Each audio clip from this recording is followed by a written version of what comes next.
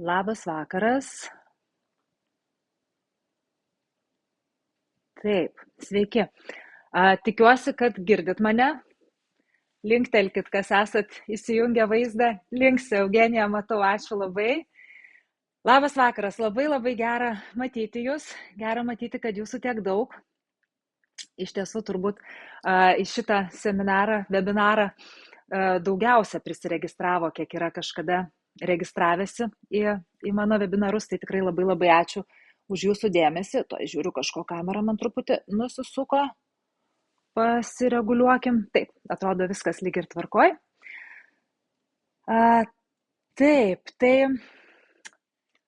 labai malonu matyti jūs. Ačiū, kad prisijungėt. Aš esu Toma Kumžienė ir šiandien kalbėsim apie daugelį dalykų, kurie susiję su mityba, su maistu, su maisto produktais ir kartais, tikrai kartais visiškai netikėtose dalykuose atsispindi ta mūsų mityba.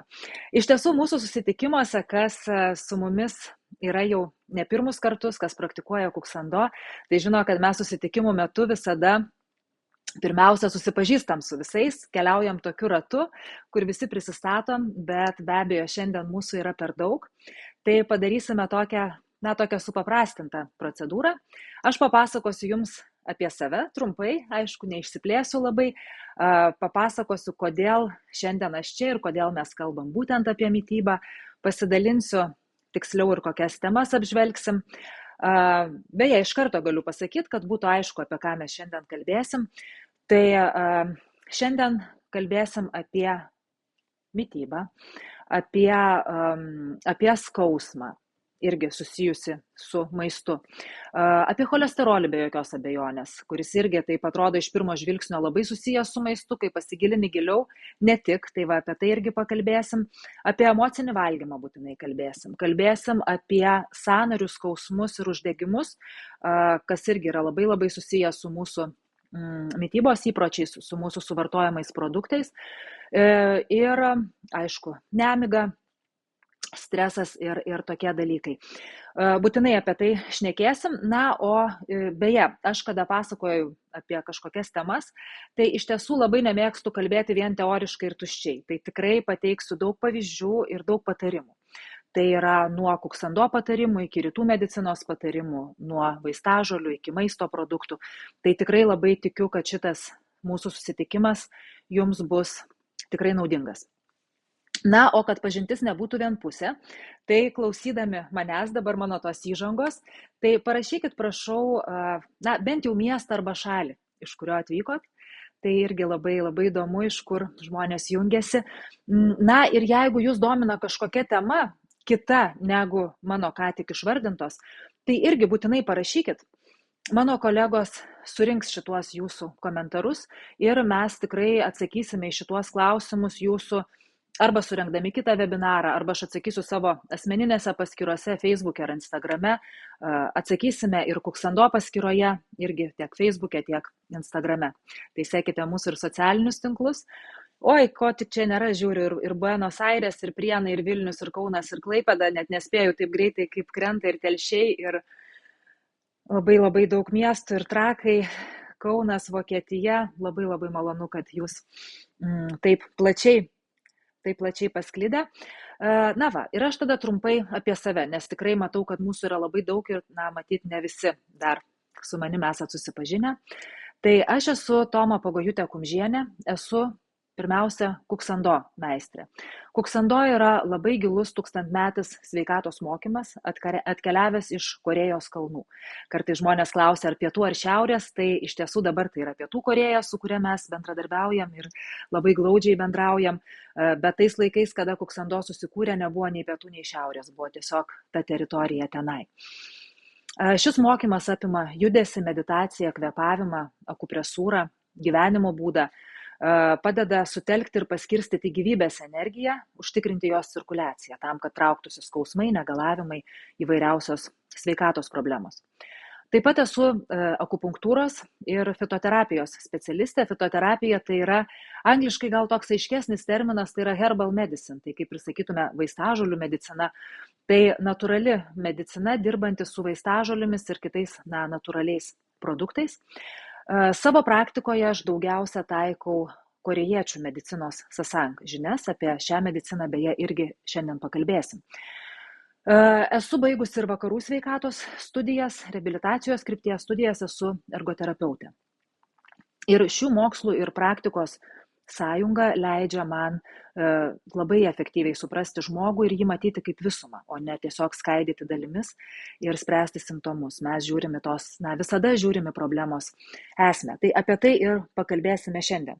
Beje, aš kažkaip susirašiau ir nes kartais žmonės ir klusteli, susirašiau net ir licenzijos numerius. Galvoju, gal kažkam bus įdomu pasižiūrėti, tai iš tiesų aš jų turiu daug, todėl kad Lietuvoje nėra tokio vieno mokymo kaip rytų medicina, pabaigiai ir tada tu gali dirbti. Čia reikia tą rytų mediciną susirinkti iš tokių nedidelių gabalėlių. Tai mano gabalėliai jau yra visi, tai yra kuksando, tai yra akupunktūra, tai yra fitoterapija ir štai mano visos licenzijos.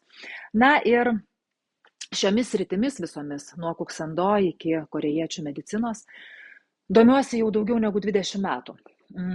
Pradžia buvo 2005, kai keliaudami Himalajuose su vyru Algirdu Kumža, kuris irgi yra kuksando meistras, knygų apie kuksando autorius, mes keliavom apie Šventą Kailašo kalną ir ten sutikom legendinį kuksando meistrą Džinmoką, kuris kasmet atvyksta į Lietuvą ir skleidžia tą kuksando mokymą. Tai nuo tos pažinties viskas ir prasidėjo. Šiandien meistras Džinmok yra vienintelis pasaulyje tokio lygio, aukščiausio lygio ir tokio masto meistras, kuris vis dar veda praktinius užsiėmimus, nes jo lygio meistrai, kurie yra jo tėvo, kuris pristatė kuksando plačiajai visuomeniai, mokiniai yra tėvo vienmečiai ir jau yra labai garbaus amžiaus, kurie dar yra likę ir jie jau po pasaulį nebekeliauja.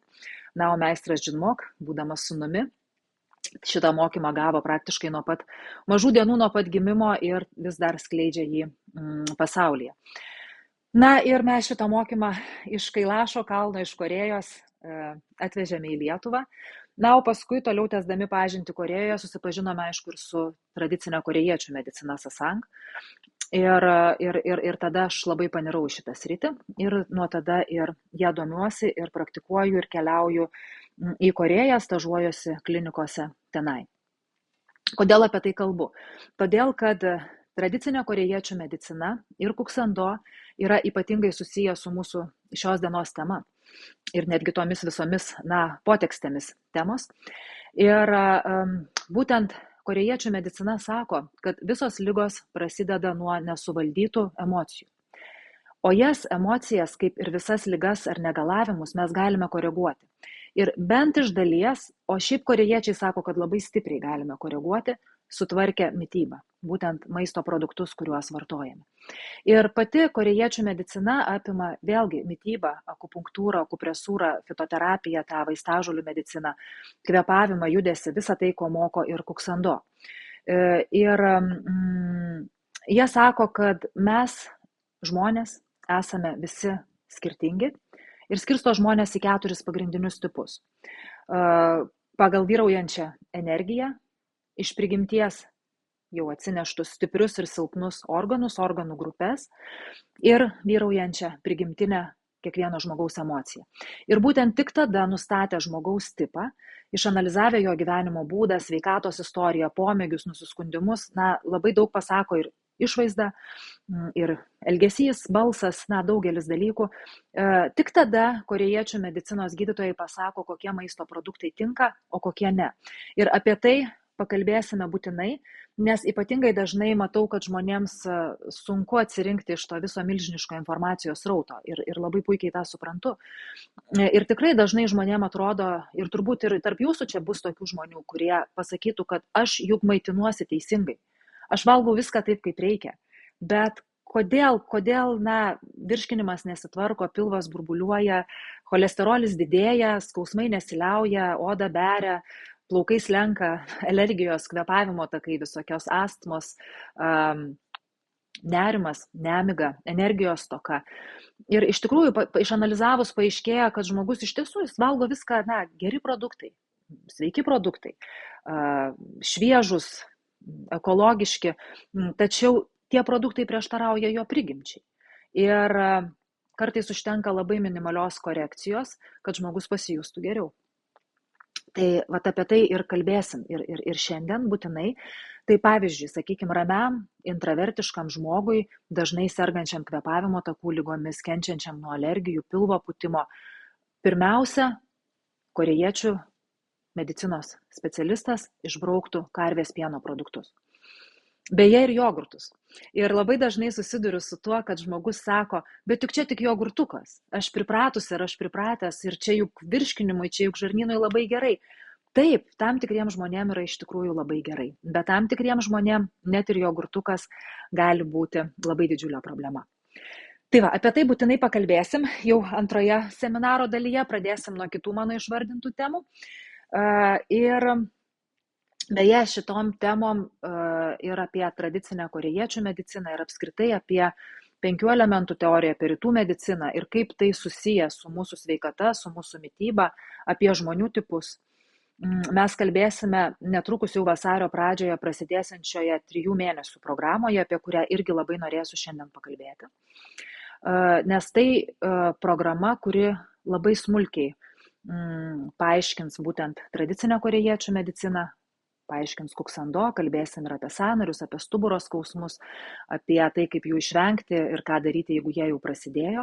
Ir šita programa labai smarkiai yra pakeista nuo to, ką mes turėjome praėjusiais metais. Jis yra papildyta ir papildyta taip, kad ir tie, kurie jau praktikuojate kuksando arba jau esate susipažinę su korėjiečių medicina, tikrai gausite daug naujų žinių, nes būtent tiems, kurie jau praktikuoja, mes darysime atskirus seminarus tomis pačiomis dienomis, kaip ir pradedantiesiems. Reiškia, tie, kurie nori tik pradėti, tai jie turės savo nuorodą, tie, kurie nori tęsti, turės savo labai individualizuotus susitikimus. Ir visų susitikimų įrašai bus daromi nuotoliniu ir todėl jūs galėsite žiūrėti ir vienus, ir kitus. Tai tokia absoliučiai kokybiškai nauja programa.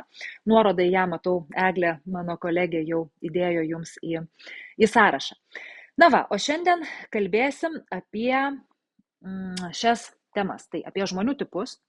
Čia pabaigoje labiau. Tada apie emocinį valgymą, kaip su tomis emocijomis tvarkytis, kad tas emocinis valgymas baigtųsi, nes turbūt daugelis jūsų esat susidūrę, kad atrodo visą dieną laikaisi, viskas lyg taip kažkas truputį sunervino ir vakare grįžęs šluoji viską iš šaldytuvo. Kalbėsim apie sąnarius. Kiek žmonių kenčia nuo sąnarių skausmų ir nepagalvoja, kad sprendimas irgi gali būti mitybos pokytis. Specialios Lietuvoje augančios vaistažolės, beje, ar esat girdėję, turbūt esat, meistras Žinmok irgi nuolatos kartoja, kad būtent tai, kas yra užaugę mūsų žemėje, Lietuvoje, tame regione, kur mes gimė, kur mes pripratom, čia augančios vaistažolės turi daug stipresnį poveikį mūsų organizmui negu atvežtinės iš kažkokių tolimųjų šalių. Tada kalbėsim šiek tiek ir apie judesį, apie kvėpavimą. Ką galite padaryti patys savo su labai nedidelėmis kartais pastangomis. Kartais užtenka tik žinių. Ir aišku, valios šiek tiek jas taikyti. Kaip ir sakiau, kalbėsim apie cholesterolį, kurį daug kas vadina 21 amžiaus rykšte ir kokį maistą tada rinktis arba kokio nesirinkti, jeigu jisai jums irgi kyla. Ir ką daryti, kad jis stabilizuotųsi arba dar geriau mažėtų. Labai norėsiu pakalbėti apie baltymus. Radau labai įdomų tyrimą, nes aplinkui matau labai daug žmonių, kurie, dabar kažkokia yra tokia didžiulė tendencija valgyti kuo daugiau baltymų, kas tikrai nėra blogai, bet labai daug kas vartoja kaip papildą baltymą, įvairiausius batonėlius, miltelius, kokteilius ir panašiai, tai ne visada yra gerai ir apie tai būtinai irgi pakalbėsim. Ir kaip sakiau, visas temas būtinai pateiksiu su priežastimis ir sprendimo būdais. Ir prieš pradėdama dar norėčiau padaryti tokį nedidelį testą su jumis, nes labai irgi neretai susiduriu su tokiu dalyku, kad ateina žmogus ir sako, kad man su virškinimu viskas gerai. Ir tada aš paspaudžiu vieną tašką ir tas taškas būna labai labai skausmingas. Ir tada aš sakau, bet kodėl jums skauda šitą tašką? Nes šitas taškas rodo, kad su jūsų virškinimu nėra viskas gerai. Ir tada žmogus pradeda galvoti ir sako, iš tiesų, man būna, kad kai pavalgau, kyla rūgštis, arba būna, kad burbuliuoja, būna, kad užkietėja vidurė arba kaip tik juos paleidžia. būna dar kažkokių visokiausių tų simptomų. Tai pabandykit rasti šitą tašką savo, praktikuojantis kuksando jau jį žino, jisai yra vidinėje blauzdos pusėje, ypač jeigu jūs taip atsisėstumėt kaip aš ir tvirtai, patogiai padėtumėt pėdą ant grindų, tai ir tarkim, čia yra mano kairė koja, imu dešinę ranką priešingą ir vidiniu delno šonu braukiu pagal blauzdos vidurį, braukiu aukštyn, kol atsitrenkiu į kelio sąnarį. Va čia yra ta įduba, kaip ir nuo čia nukristumėm žemyn po kelio sąnario, arba čia kildami atsitrenktumėm į kelio sąnarį. Ir čia atsitrenkiam, paspaudžiam toj vietoj ir patrinam. Patrinam. Ir jeigu yra jautru, tai rodo, kad virškinimas vis dėlto nėra tobulas. Čia yra blužnies meridiano taškas, blužnis rytų medicinoje yra atsakinga už virškinimą. Šitas taškas, beje, jis ne tik diagnozuoja ir parodo, kad yra problema, bet jį ilgiau paspaudus, patrynus, kad ir kaip skauda, dėja, akupresūra yra toks dalykas, kada mes spaudžiam pirštų pagalvėlėmis arba šiuo atveju delno šonu, spaudžiam taškus, kuo labiau jie skauda, tuo labiau reikia tuos taškus spausti. Atsargiai reikia tik spausti žmonėms, kurie gydotės dabar aktyviai onkologinius susirgymus, nes būna, kad nuo gydymo išretėja kaulai, kad nepažeistumėt kaulo, arba tiem, kurie serga osteoporozę, arba dėl kitų priežasčių, kada yra kaulai labai išretėję, tai būkite atsargus spausdami taškus. O šiaip šitas taškas neturėtų sukelti kažkokių dalykų. Na, mėlynę galit prisitrinti ar odą šiek tiek sudirginti, jeigu labai stengsitės. Aš dar turiu paveikslėlį, va čia pasižiūrėkit, matot, yra taškas nurodytas SP9, tai splyn 9, blužnies, splyn yra blužnies 9 taškas pagal meridianus, tai va čia matot, kaip anatomiškai tiesiog piešinį parodyta, gal irgi bus aiškiau, kur spausti. Tai va, pabandykit savo paspausti. Ir galit netgi pabandyti paspausti, visą va čia yra blauzdos kaulas ir tiesiog va 2 nykščių pagalvėlėm galit paspausti tą blauzdos kaulą, palei blauzdos kaulą, tarsi iš apačios mes taip truputėlį jį norėtumėm spustelėti ir pažiūrėkit per visą kaulą, tai praeikit, paspauskit, ar nėra taip, kad artėjant link kelio skausmas didėja. Tai va, toks nedidelis testas. Galit parašyti, kas pabandėt, ar jautru, ar vis dėlto ne, nieko nejaučiat ir tikrai tos problemos virškinimo nėra. O jeigu kažką pajutot, tai manau, kad šitas seminaras jums bus tikrai naudingas. Va, matau, kad skauda, jautru. Dažniausiai taip yra. Žinot, kodėl taip yra? Todėl, kad būtent skrandyje, kaip sako kuksando, susijungia dangaus energija, tai yra oras, kurio kvėpuojam, ir žemės energija, tai, ką mes suvalgom. Ir visa tai susijungia čia. Ir jeigu kažkas stagnuoja, reiškia kvėpavimas, galbūt užterštas oras, dar kažkas, maistas, galbūt ne tas, galbūt ne tokiais intervalais, galbūt ne tokie kiekiai, ir čia jau kažkas yra blogai, ir tai mums parodo šitas taškas. Va, pastebėjau vieną ne, Vaida atrodo, tai tikrai labai sveikinu, labai retas dalykas, kad žmogus tikrai pasakytų, kad šitas taškas yra nejautrus. Na, tęskim toliau, kalbėkime apie mitybą. Beje, pabaigoje, kaip sakiau, šiek tiek pakalbėti norėsiu ir apie mūsų naująją programą 3 mėnesių, kurią pradedam vasario 8. Joje galima dalyvauti ir nuotoliu, ir gyvai, tai aš vis irgi įterpsiu šitą programą, nes, na, mano galva, jinai tikrai yra unikali ir tikrai labai patobulinta. Jau praeitais metais man atrodė, kad jinai yra absoliučiai, puiki. Tai dabar mes tikrai pridėjom daug kokybiškos informacijos į ją. Ir beje, lektoriai bus gydytojas Dalius Barkauskas.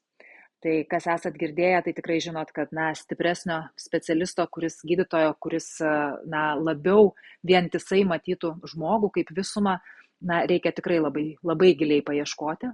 Gerai paieškoti. Algirdas Kumža, pirmasis kuksando meistras Lietuvoje. Eglė Aukškalnienė, psichologė, kuksando specialistė, kuri kalbės irgi apie emocijų ir kūno santykį, kas yra labai svarbu. Na ir žinoma, aš dalinsiuosi tomis žiniomis, kurias taikau ir kasdieną dirbdama su žmonėmis. Taip, pradėkim tada nuo pradžių. Ir aš norėčiau pradėti nuo emocinio valgymo.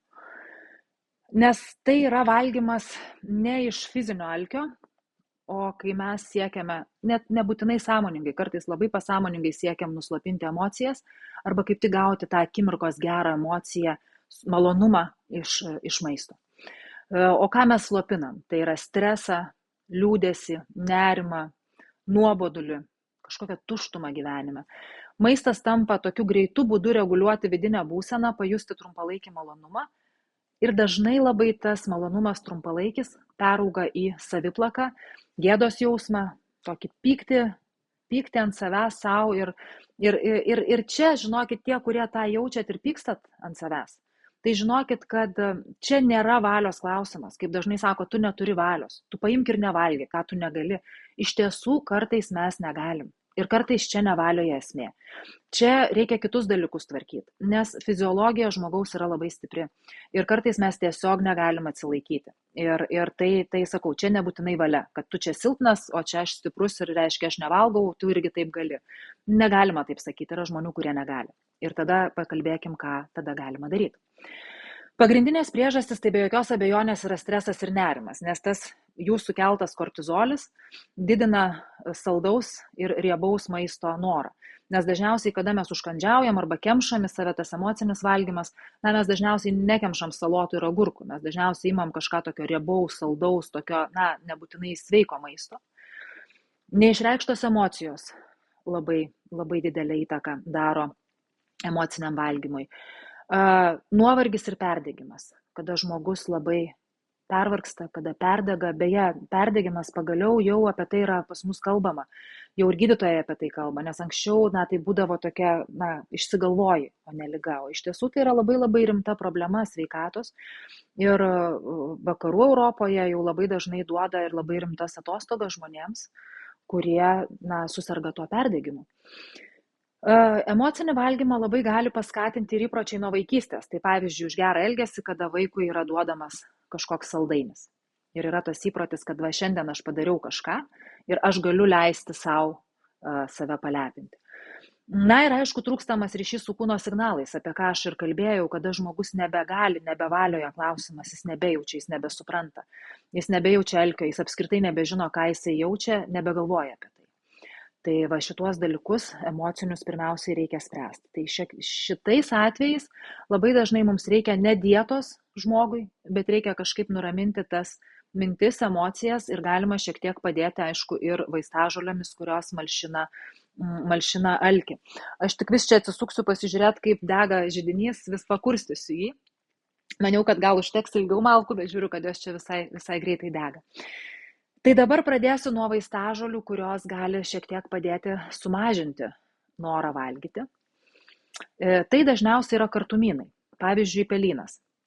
Su pelynu, aišku, reikia elgtis labai atsargiai, jis yra labai stiprus ir pernelyg dideli jo kiekiai gali netgi išprovokuoti epilepsijos priepuolius. Tai jeigu turite pelyno ar mėgstate jį, tai nepadauginkit. Aš labai vertinu kiaulpienės šaknis. Man jos yra atėjusios kartu su meistru Džinmok, kuris kiekvieną kartą atskridęs į Lietuvą vasarą, pamatęs mūsų kiaulpienių laukus, jisai kaip vaikas džiaugiasi, po juos laksto ir sako, jūs pažiūrėkit, kokį gėrį jūs čia turite. Tai iš tiesų, kiaulpienės šaknis labai gerai detoksikuoja kepenis. Yra puikus toksai kartumynas, kuris irgi gali sumažinti alkio jausmą. Man yra labai skani jų arbata, kiaulpienių šaknų, arba jeigu yra truputėlį paskrudinta, tai tada vadinasi kiaulpienių šaknų kava. Tai tokio turi labai malonų riešutų aromatą ir tikrai labai skanu. Galima susimalti ir, pavyzdžiui, valgyti po arbatinį šaukštelį, tiesiog miltelių, arba įsiberti juos kažkur tos kiaulpienės šaknų miltelius. Beje, jeigu galima vartoti ir šaknų ir lapų arbatą, tai lapai labiau veikia virškinimą, šaknis labiau galbūt kepenis. Ir beje, šitų kiaulpienių šaknų arbatas skirtingai negu kitas arbatas ar apskritai kitaip vartojamas vaistažolės, tai jų galima vartoti ilgą laiką. Nereikia taip labai riboti, nes nereikia bijoti tos kiaulpienės šaknies. Tai kiaulpienė mažina saldumynų potraukį ir gerina kepenų darbą, kas yra labai labai svarbu. Beje, gal esat girdėję, potraukį saldumynams mažina cinamonas. Tik tai vėlgi čia noriu pasakyti, kad mano rekomendacijos, kai kalbėsiu apie maistą, kalbėsiu apie vaistažolės, jos yra rekomendacinio ir bendro pobūdžio, nes, kaip sakiau seminaro pradžioje, korėjiečių medicina pirmiausia nustato žmogaus tipą. Tai šiuo atveju, pavyzdžiui, cinamonas jau tiks tam yin tipo žmogui, kuris yra truputėlį ramesnis, labiau tas intravertiškesnis, pakalbėsim apie tai vėliau, nes cinamonas yra toksai, jis karštas prieskonis pagal savo prigimtį, todėl kaip tik jisai tinka tokiam vėsesniam, ramesniam žmogui. Tai ir apskritai, aišku, kiekvieną kartą, kada mes sprendžiam kažkokią situaciją, be jokios abejonės reikėtų žiūrėti individualiai, kiek įmanoma individualiai ir daug klausimų atsakyti prieš tai, kai žmogui pasakyti, ar jums geriau yra cinamonas, ar kiaulpienė, ar dar kažkas. Tai aišku, apie tai, tai geriausia galima padaryti arba individualioje konsultacijoje, arba jau atkeliavusi tokius 3 mėnesių mokymus, pavyzdžiui, kada tikrai mes galim skirti laiko kiekvieno klausimams ir kiekvieno problemai spręsti. Bet, ir bendrosios rekomendacijos kartais padeda labai daug, bent jau žinot, nuo ko pradėti, kur užsikabinti ir ko ieškoti. Tai apskritai nerimui labai tinka, pavyzdžiui, pasiflora. Tai yra ir tokie pasifloros papildai, jų labai daug kur yra pirkti, tai labai dažnai yra skiriami tiesiog, kaip papildą išgerti kartą per dieną. Kas yra labai svarbu šiuo atveju, aš pradėjau nuo vaistažolių, nes žmogus dažniausiai nori tabletės. Tai yra greita, pasiimsiu, suvalgysiu ir man praeis. Bet dėja taip ne visada išeina. Aš tuoj įdėsiu vieną malką čia į židinį, kad jisai man neužgestų ir galėsime tada kalbėtis toliau. Ir čia aš noriu su jumis pasikalbėti apie kvėpavimą. Todėl, kad jeigu mes suvalgysim tabletę, mes galim pasirinkti ir tinkamą maistą. Taip, jisai mums labai padės emocijas reguliuoti. Daina klausia, ar pelino kapsulės tinka. Jeigu jums tinka, tai be abejo, dažnai būna tas kartumas per arbatą labai, greičiau sureaguoja, sakykime, arba tarkim prieš valgį pusvalandį prieš valgį ir 20 minučių išgerus ten kokį valgomą ar porą valgomų šaukštų, porą gurkšnių pelino arbatos, labai suaktyvėja skrandžio veikla, arba po valgio galima išgerti šiek tiek tinktūros. Man labiau patinka tokie dalykai negu pats papildas, bet pats papildas irgi gali būti labai veiksmingas. Taip, tai kodėl perėjau prie kvėpavimo? Todėl, kad jeigu mes kvėpuojam neteisingai, o neteisingai tai reiškia per aukštai. Jeigu kvėpuojam krūtinę, dažnai darom tą testą ir su jumis gal daugumą jūsų esam darę, kada viena ranka ant krūtinės, kita ant pilvo, keletą kartų giliai įkvepiam ir žiūrim, kuri ta ranka labiau kilnojasi, ar ta, kur aukščiau, ar ta, kuri yra žemiau ant pilvo. Tai jeigu kvėpuojam čia, kilnojasi šičia, tai reiškia, kad mūsų diafragma praktiškai nejuda. Ir ką tai reiškia? Tai reiškia, kad diafragma beje yra raumuo, kuris tarsi dalina organizmą pusiau ir tai yra pagrindinis kvėpavimo raumuo. Čia yra paveikslėlis, jeigu matot, čia su vienetuku pažymėta, tai kur diafragma yra pakilusi ir dvejetų pažymėtas paveikslėlis, kur diafragma yra nusileidusi. Matot, tarpas atsiranda tarp širdies ir diafragmos. Diafragma tai tas toks kaip parašiutas apačioje, apatiniai daly. Tai kada mes kvėpuojam krūtinę, diafragma praktiškai nejuda. O kada mes jau kvėpuojam pilvu, tada diafragma pradeda leistis žemiau. Ką tai reiškia? Čia beje iš karto pasakau, kad mes visais atvejais kvėpuojam plaučiais. Bet kada mes įdarbinam diafragmą, tada diafragma leidžiasi žemiau, jinai spaudžia vidaus organus ir tada tas pilvas išsipučia. Kada diafragma nusileidžia žemyn, labiau atsiveria plaučiai, juos patenka daugiau oro, jie irgi stiprėja. Kas vyksta pagal rytų mediciną? Mūsų visos emocijos, kurios sukelia ir tą patį emocinį valgymą, neleidžia būti atspariems stresui. Visas liūdesys, pyktis, visos širdgėlos, viskas kaupiasi čia. Čia toje širdies zonoje, galvoje, minčių pavydalų viskas zuja.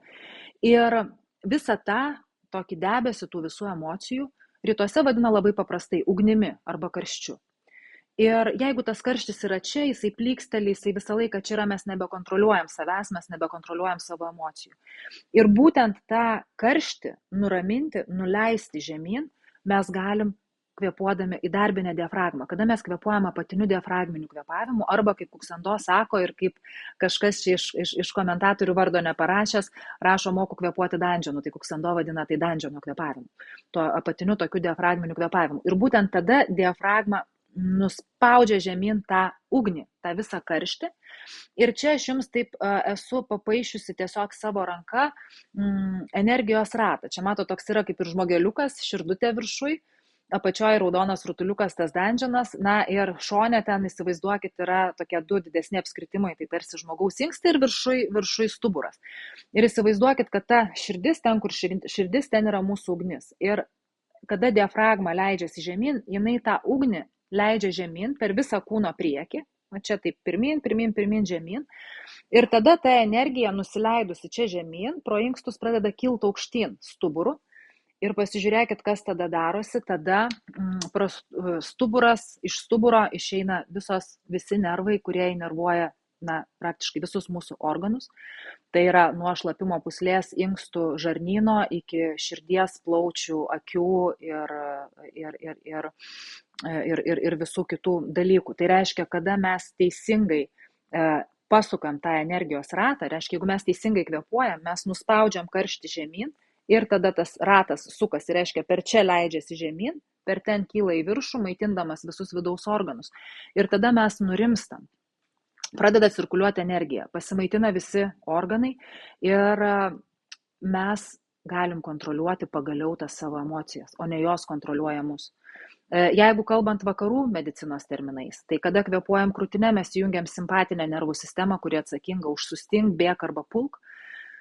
Esam tokio įtampoje streso būsena, iš kurios šiuolaikinis žmogus dažnai išvis nebeišeina. O apatinis kvėpavimas įjungia parasimpatinę nervų sistemą, kuri užsuka virškinimą, nuramina, leidžia mums ilsėtis. Tai kvėpavimas yra ypatingai svarbu ir Kuksando turi fantastišką šito kvėpavimo mokyklą.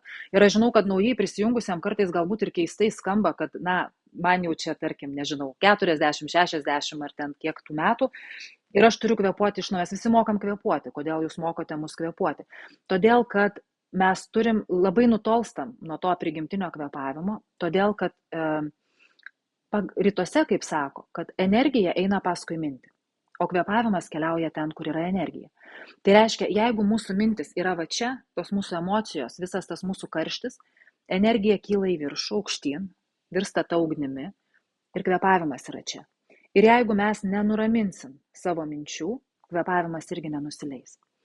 Tai Kuksando būtent ir moko, kaip nuraminti tą kvėpavimą ir kaip sugrįžti prie to prigimtinio žmogaus kvėpavimo. Ir tada jau, aišku, mes galim visiškai kitam lygmenį kalbėti apie emocijų valdymą ir apie tą patį emocinį valgymą. Tada mes jau galim pridėti pelyną, mes galim pridėti cinamoną, mes galim pridėti mitybą, kada apie ją pakalbėsim, kai kalbėsim apie žmonių tipus ir kartu su tuo kvėpavimu jau bus visiškai kitas rezultatas. Ką dar Kuksando sako, kad pernelyg didelė raumenų įtampa, o labai dažnai būna žmogui kenčiančiam nuo pernelyg didelių emocijų, įsitempia visas kūnas, jis yra įtemptas, ypač va čia pečiai, kaklas, galite irgi ir savo pasispausti, pajusti, dažniausiai būna labai labai kieta. Ta įtampa neleidžia energijai tekėti ir nesvarbu, kad kaip mes stengtumėmės įdarbinti diafragmą, jeigu čia visur yra spazmai, mes, nepramušim tos energijos, mums reikia atpalaiduoti kūną. Tai čia Kuksando turi atsipalaidavimo pratimus, fantastinius, kurie atpalaiduoja kiekvieną raumenį. Išjudina sąnarius ir ta energija gali tekėti. Tada pridedam kvėpavimą, tada pridedam mitybą, tas visas žoleles ir mes jau turim kompleksą, jau mes turim visą sistemą. Mums nebereikia iš kažkur gaudyti ir dėlioti po gabalėlį. Ir beje, rytuose yra sakoma, ir dabar neseniai klausiau audiotekoj tokią knygą, pamiršau dar pavadinimą, jeigu kam bus įdomu, galėsiu surasti, kur apie įpročius yra kalba. Ir ten labai didžiuliai moksliniai tyrimai padaryti, kad įpročio negali ištrinti. Jau jeigu žmogus turi įprotį, jisai neišsitrins tiesiog. Įprotį galima pakeisti tik tai kitų įpročių. Reiškia, mes turim įvesti sąmoningai kiekvienai dienai kažkokį naują dalyką, tam, kad iškeliautų senas dalykas. Ir sako, kad jeigu mes įvedam išsyk per daug, vėlgi mes labai galim palūžti. Tai reiškia, mums geriau po nedidelį gabalėlį, geriau ilgesnį laiką užtrukti, bet įvesti po nedidelį gabalėlį, bet labai labai užtikrintai. Ir toj programoj, tarkim, 3 mėnesių, kur mes pradėsim vasario 8, tai mes ir mokysimės po truputį, bet sudėliosim visas tas dėlionės dalis, kad jūs turėtumėt po savo gabalėlį ir dėtumėt juos paskui jau savo tempu, taip kaip jums norėsis, kol jūs sudėsit visą savo reikalingą tą sveikatos paveikslą. Tai, ką aš dabar kalbu, labai gražiai siejasi ir su kita mūsų tema, tai yra miegas. Nes kvėpavimas, atsipalaidavimas, tas pats raumenų atpalaidavimas kūno irgi labai labai susijęs ir su miegu, ir aišku su mityba. Miegant įvyksta labai daug gyvybiškai svarbių kūno procesų ir tikrai tenka išgirsti iš jaunų žmonių, kad man užtenka labai nedaug miego, aš viską galiu, man čia užtenka, tai kaupiasi, nuovargis kaupiasi ir kažkurio momentu kūnas vis tiek pasakys stop. Nes būtent miego metu kūnas taiso įvairiausias pažaidas, audinius, atkuria mūsų energiją, išskiria medžiagų apykaitos metu susidariusias atliekas. Miego metu kaip tik yra mažinami neuronų pažeidimai, kurie susikaupia per dieną. Ir visą tai padeda padaryti būtent miegas. Geras miegas, kada mes nueinam laiku miegot, kada mes tikrai gerai išsimiegam. Ar mes gerai išsimiegojam, parodo rytas, kada mes prabundam, arba mes turime energijos, arba mes tos energijos neturim. Tai dabar kokios dažniausios priežastys būna, kada žmogus sako, aš skundžiuosi nemiga. Skundžiuosi nemiga tai yra, kada aš neužmiegu vakare, man sunku užmigti. Kada aš keliuosi dažnai naktį. Nesvarbu, kad sako, bet aš keliuosi tik į tualetą. Bet taip neturi būti. Mes turim nueiti miegoti ir išmiegoti tą naktį. Juk vieni keliasi, kiti ne. Tai kažkur irgi yra reiškia problema. Na ir yra problema, kada ryte, kaip sakiau, pabunda ir tos energijos nėra. Tai kokios tos priežastys? Be abejo, vėl tas pats stresas, įtemptas gyvenimo būdas, kada mes nesugebam tvarkyti su emocijom, tai yra labai didžiulė ir viena svariausių priežasčių. Be abejo, yra ligos.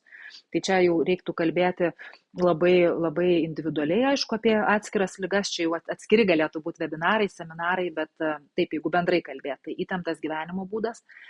Labai labai mūsų dirgina televizija ir kiti ekranai, nesvarbu, ar tai būtų mobilusis telefonas, ar tai būtų kompiuteris, ar tai būtų planšetė.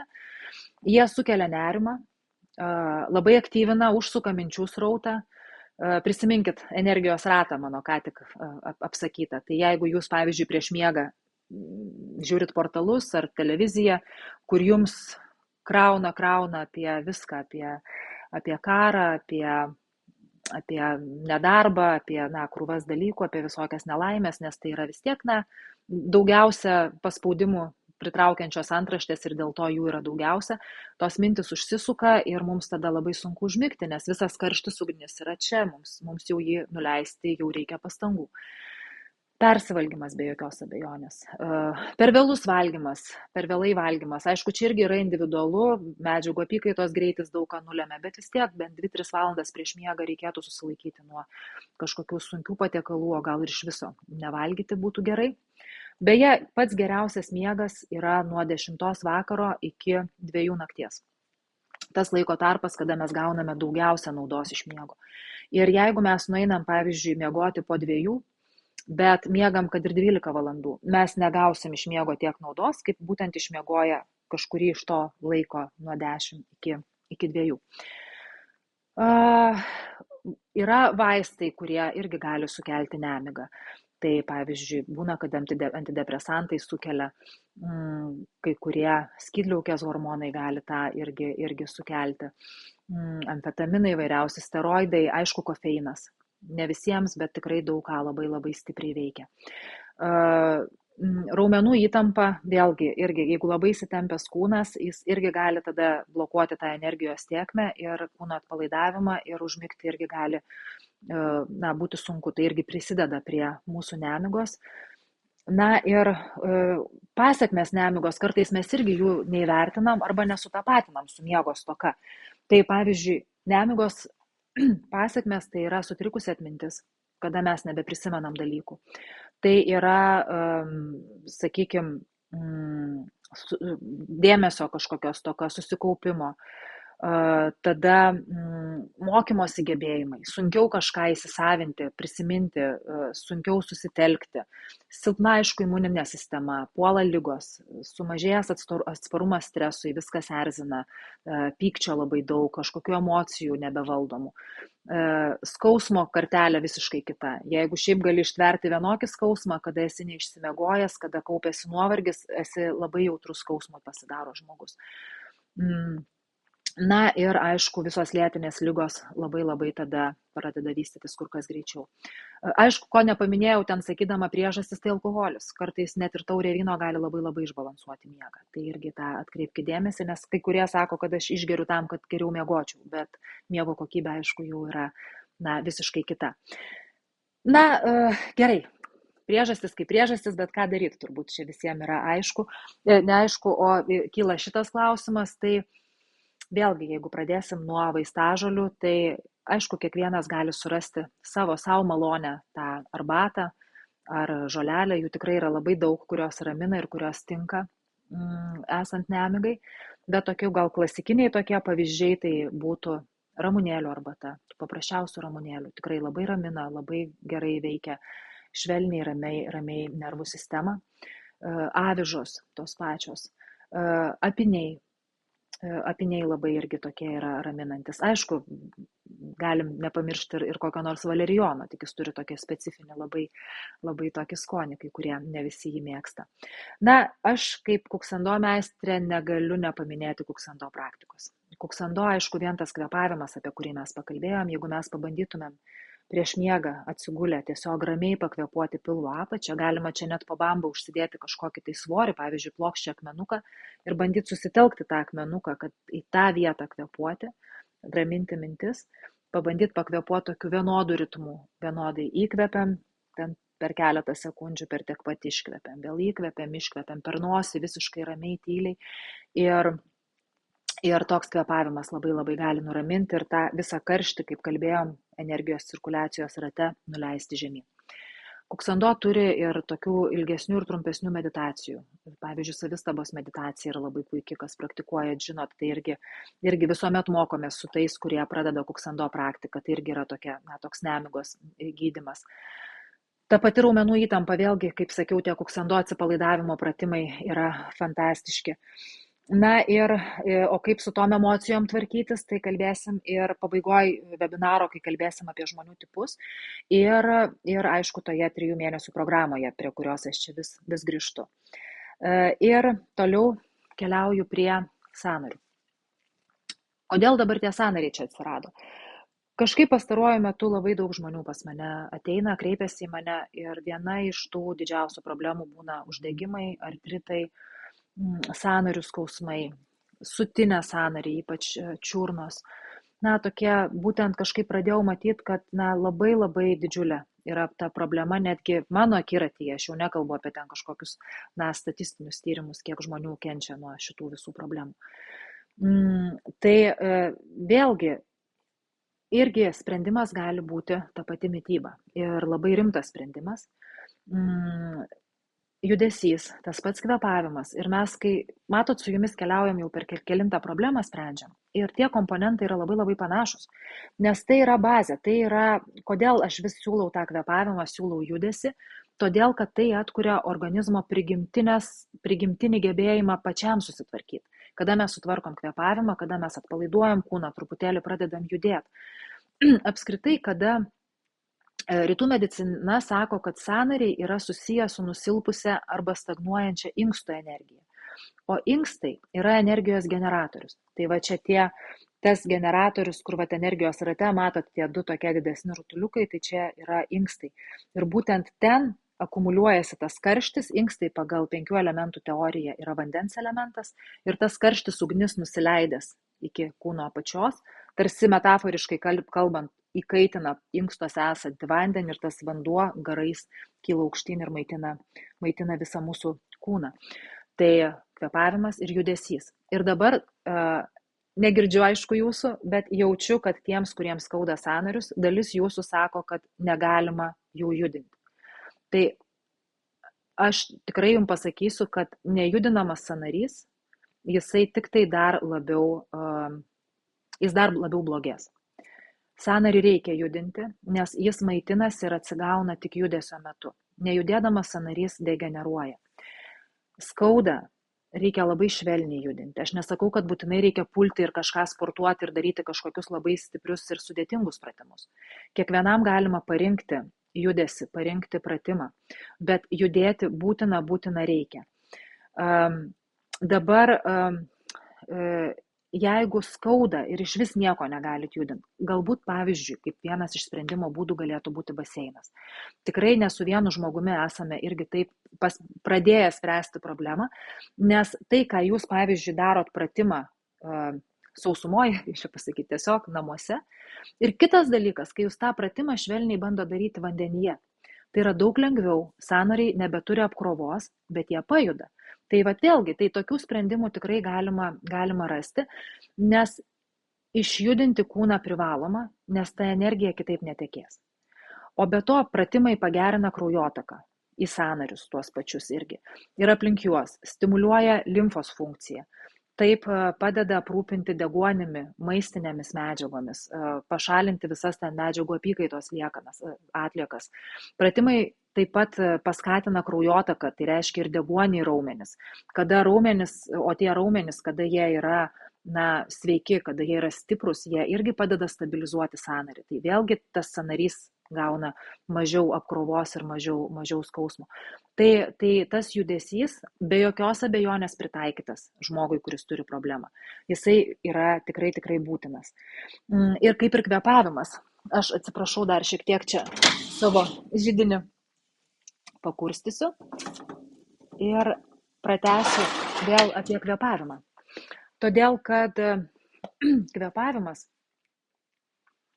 kada aš pirmą kartą, jau dabar nežinau, net prieš kiek čia tų metų, prieš 10 turbūt, nuėjau į gydytojo Daliaus Barkausko seminarą pirmą kartą ir jisai pasakė tokią frazę, kad be teisingo kvėpavimo, kol žmogus neišmoko teisingai kvėpuoti, negalima jo įleisti į sporto salę.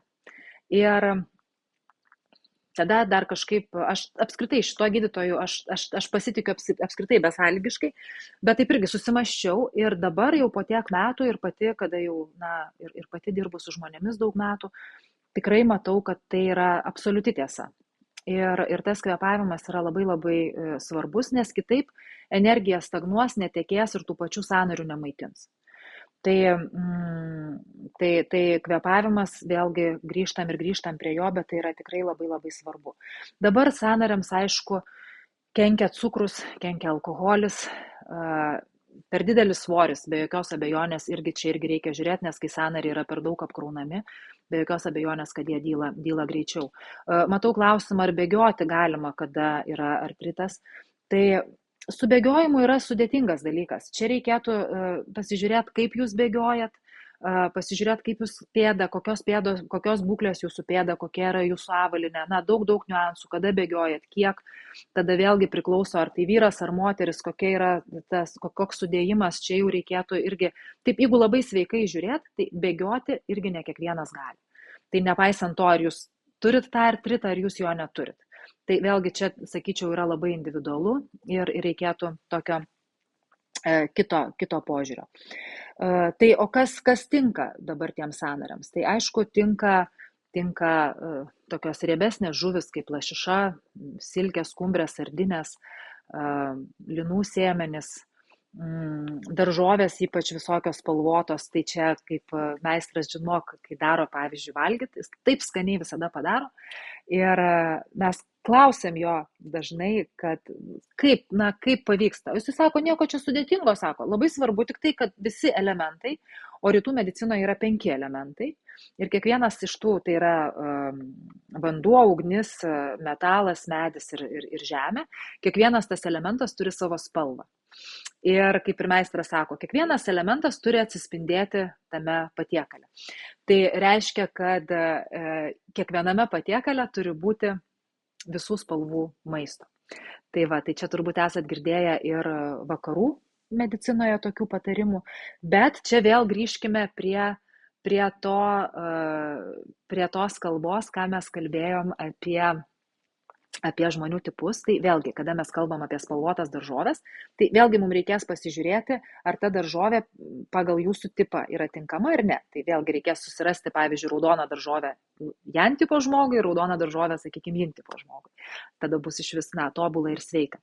Labai ačiū, kad priminėt, žiūriu, kas čia priminė dabar, Gražina apie kaulų sultinį. Tai tikrai taip. Sultinys sąnariams, tai ir inkstams, inkstų funkcijai, tai meistras Žinmok labai jį patarė daryti. Jisai patarė jį virti arba iš galvijo nugarkaulio, arba iš kelių sąnarių. Kada mes, pavyzdžiui, perkam kaulą, šlaunies, pavyzdžiui, kaulą ir yra likęs kelio sąnarys arba nugarkaulį, bet mėsos tam sultiniui nereikia. Tai reikia to kaulo ir reikia sąnario dalies ir ilgai virti. Tai tas ilgai, va čia kaip ir rašo, gali būti ir 12 valandų, gali būti 6, kiek kas turi laiko ir kantrybės. Ir tas sultinys nuverda, pasidaro tokia esencija, tokia balkšvas, toksai skystis, toks eliksyras, sakyčiau. Tai aš, kai turiu laiko, retai čia taip man nutinka, galėčiau dažniau, aišku, bet padarau ir tada supilstau į tokius mažesnius indelius ir užšaldau tiesiog kameroje ir kada reikia išsitraukti ir gali naudoti tokį kaip, tikrai kaip eliksyrą, kaip vaistą. Paskui jį galima įsidėti ir prieskonių, jeigu norisi ten kažko, bet šiaip jis yra verdamas vanduo ir tas kaulas su sąnariu. Čia yra toks įdomus paradoksas.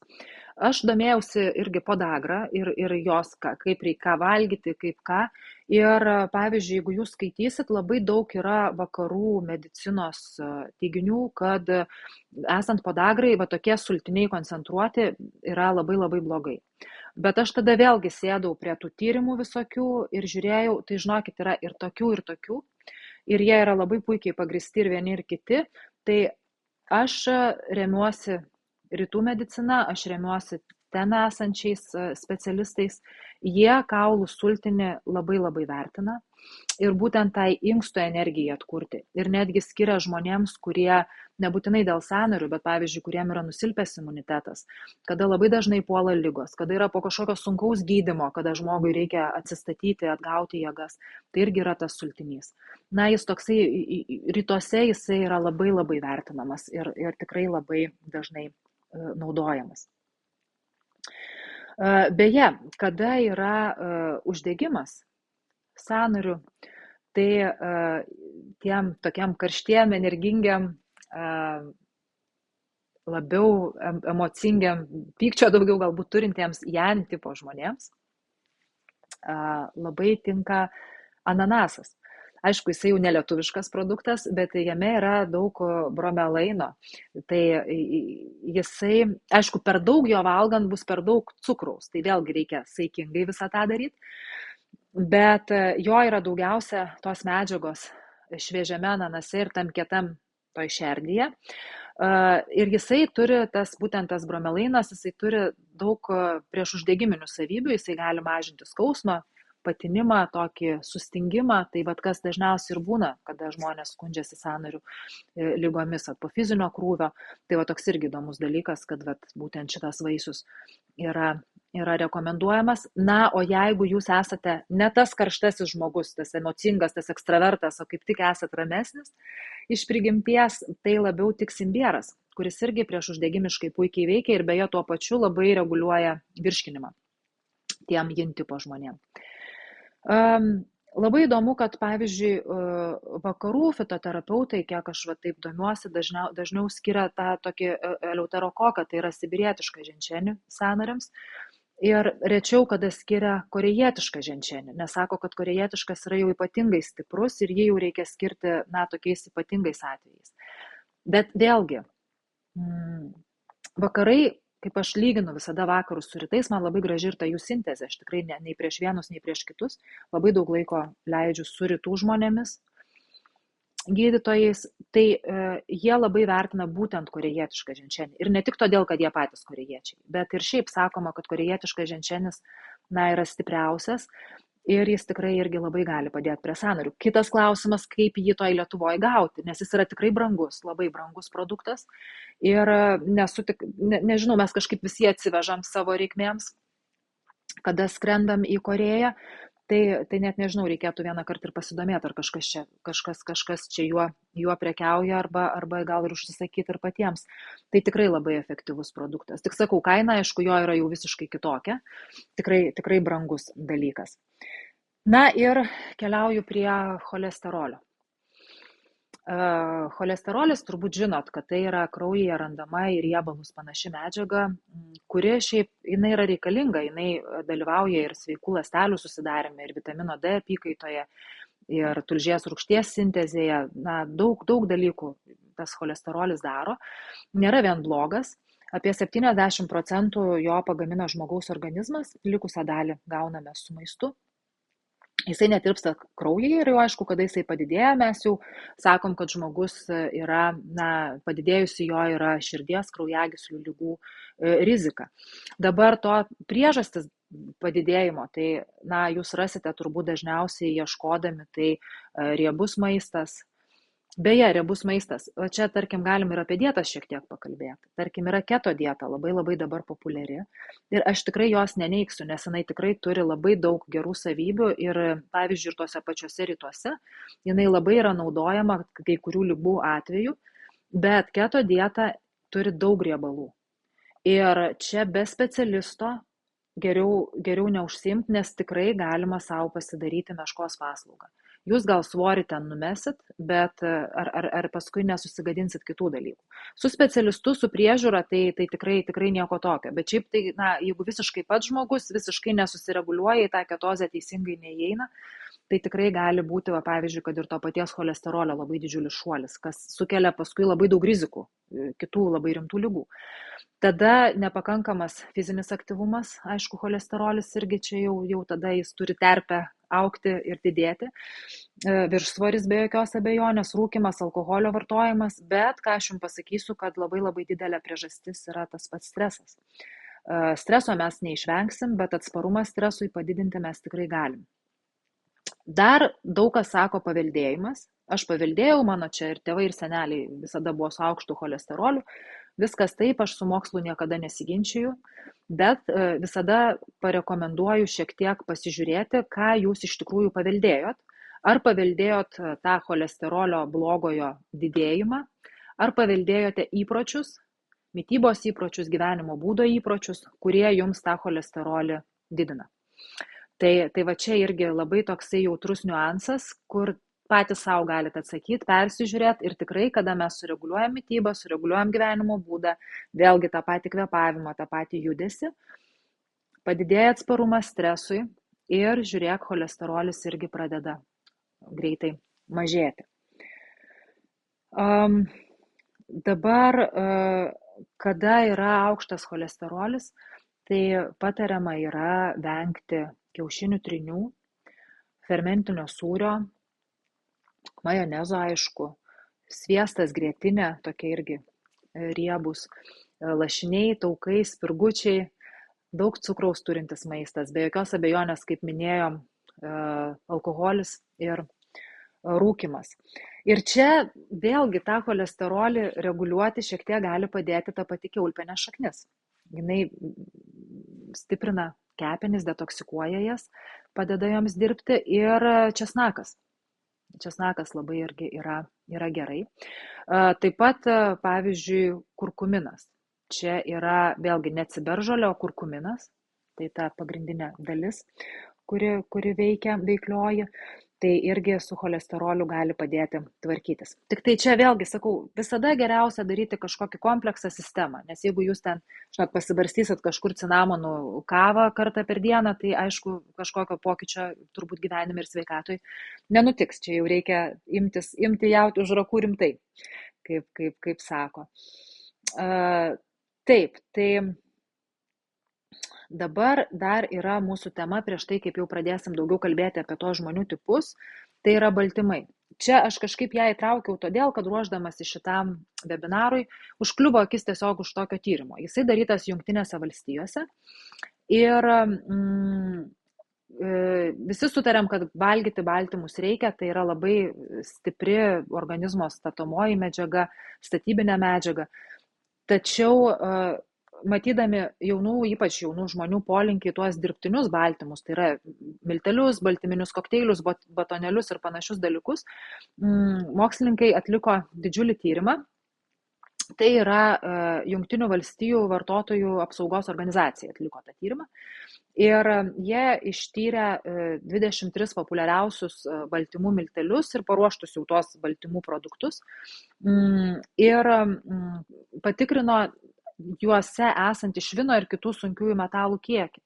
Ir gauti duomenys rodo, kad daugelis produktų iš tiesų turi daugiau švino, negu apskritai laikoma saugu, o kiti turi netgi jau apskritai per aukštus, kur jau tyrėjai patarė ne tik, kad mažinti tokių produktų vartojimą, bet jau ir visiškai jų vengti.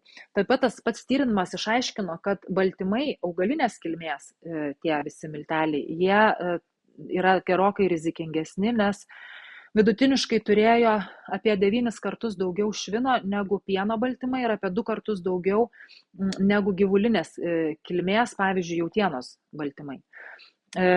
Aišku, čia panikuoti nereikia, čia tyrimas yra atliktas Jungtinėse valstijose. Jungtinėse valstijose yra reglamentavimas netoks griežtas kaip Europos Sąjungoje, bet pasigilinus, Europos Sąjungos reikalavimai yra kur kas platesni negu Jungtinių valstijų. Tai aš atkreipčiau dėmesį net ir tiems, kurie Europoje perka šituos miltelius, pasižiūrėti jų labai aiškiai sudėtis ir nepadauginti, nes iš tikrųjų aš suprantu tą lengvumą, kad aš čia greit išsimaišiau vandenį, išgėriau, gavau tą baltymų normą, bet su tojais baltymais ar negavau dar ir kitų dalykų. Tai jeigu yra galimybė pasistengti vis tiek, kuo didesnę dalį baltymų vis dėlto gauti iš mėsos, pavyzdžiui, ta pati paukštiena labai tiks yin tipo žmonėms, apie kuriuos tuoj pakalbėsim. Kiauliena labiau tiks yang tipo, tiem ekstravertiškiems žmonėms.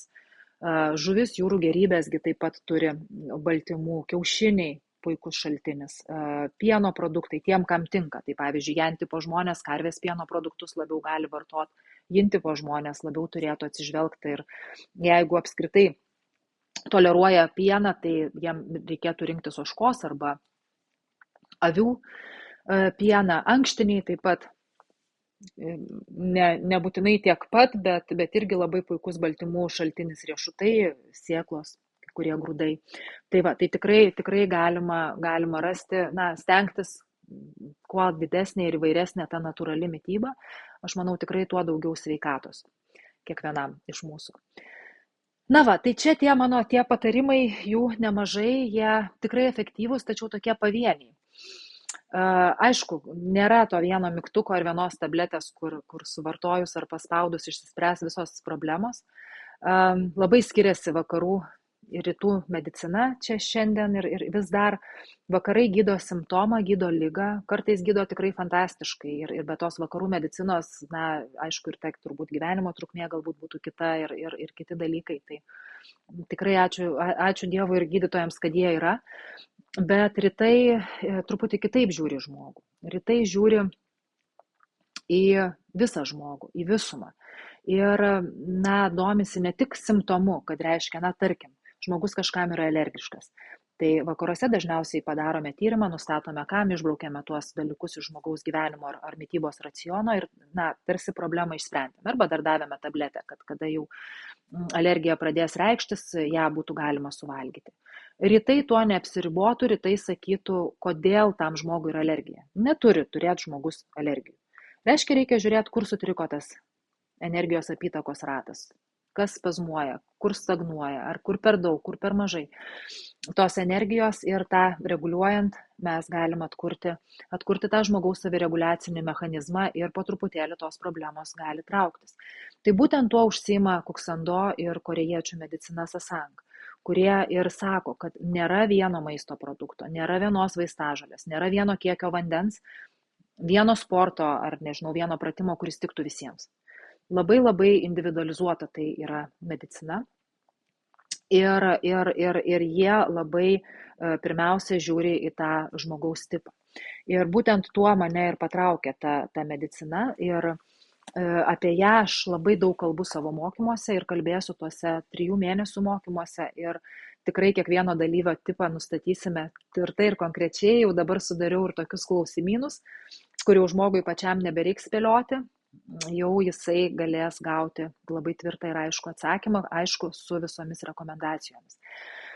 Tai dabar ta tradicinė korėjiečių medicina sako, kad mes gimstam iš prigimties su silpnesniais ir stipresniais organais, pagal tai skirsto žmonės į tipus, yin arba yang. Aš vis kartoju tos žodžius, galbūt ne visiems jums yra jie girdėti ir aiškus, bet turbūt šitą ženklelį esate matę visi. Tai čia yra, sakykime, yin dalį atspindi juodoji dalis, yang ta, kur yra balta, tai yra šviesa ir tamsa, tai yra šaltis ir šiluma. Bet čia mes kalbam ne apie tai, kas yra blogai, kad pavyzdžiui, tamsu blogiau negu šviesu arba ten šilta geriau negu šalta. Ne, mes kalbam apie šitų dviejų yin ir yang elementų santykį, tarpusavio santykį. Jis turi būti toks idealiu atveju, kaip šitame ką tik rodytame paveikslėlyje. Tai reiškia, kad turi būti vienodai, turi būti harmonija. Jeigu nėra harmonijos, mes žiūrime, kas išsikraipė, kur ta harmonija paslydo, ko yra per daug, ar tos yin yra per daug, ar kaip tik tos yang yra per daug. Ir tą matydami mes galime reguliuoti. Dabar kas tai yra tas yin ir yang? Čia yra surašyti keli tokie, patys paprasčiausi ir gal aiškiausi dalykai. Tai jūs matot prieš save, mėnulis ir saulė, tamsu šviesu, naktis diena, šalta karšta, lėtas greitas, apačia viršus. Ir čia mes išsi galime sieti šitą yin ir yang, iškart sieti su žmogum. Čia kaip perskaitom, atrodo, kad labiau tarsi apie gamtą mes kalbam, apie visatą, bet būtent pagal rytų mokymą, pagal rytų filosofiją žmogus ir yra visata, tai yra visatos dalis, tai yra gamtos dalis. Kiekvienas mes esam. Ir mums galioja tie patys dėsniai ir tie patys principai. Tai reiškia, tamsu šviesu. Vienas žmogus labiau mėgs šviesą. Jisai bus atviras šviesai, atviras pasauliui, atviras dienai. Kitas žmogus labiau mėgs tamsą, labiau mėgs tokią prieblandą.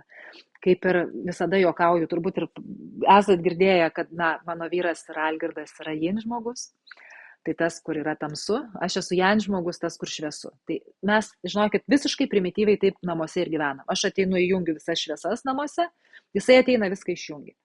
O taip pat toksai tiesiog esam tų skirtingų polių atstovai.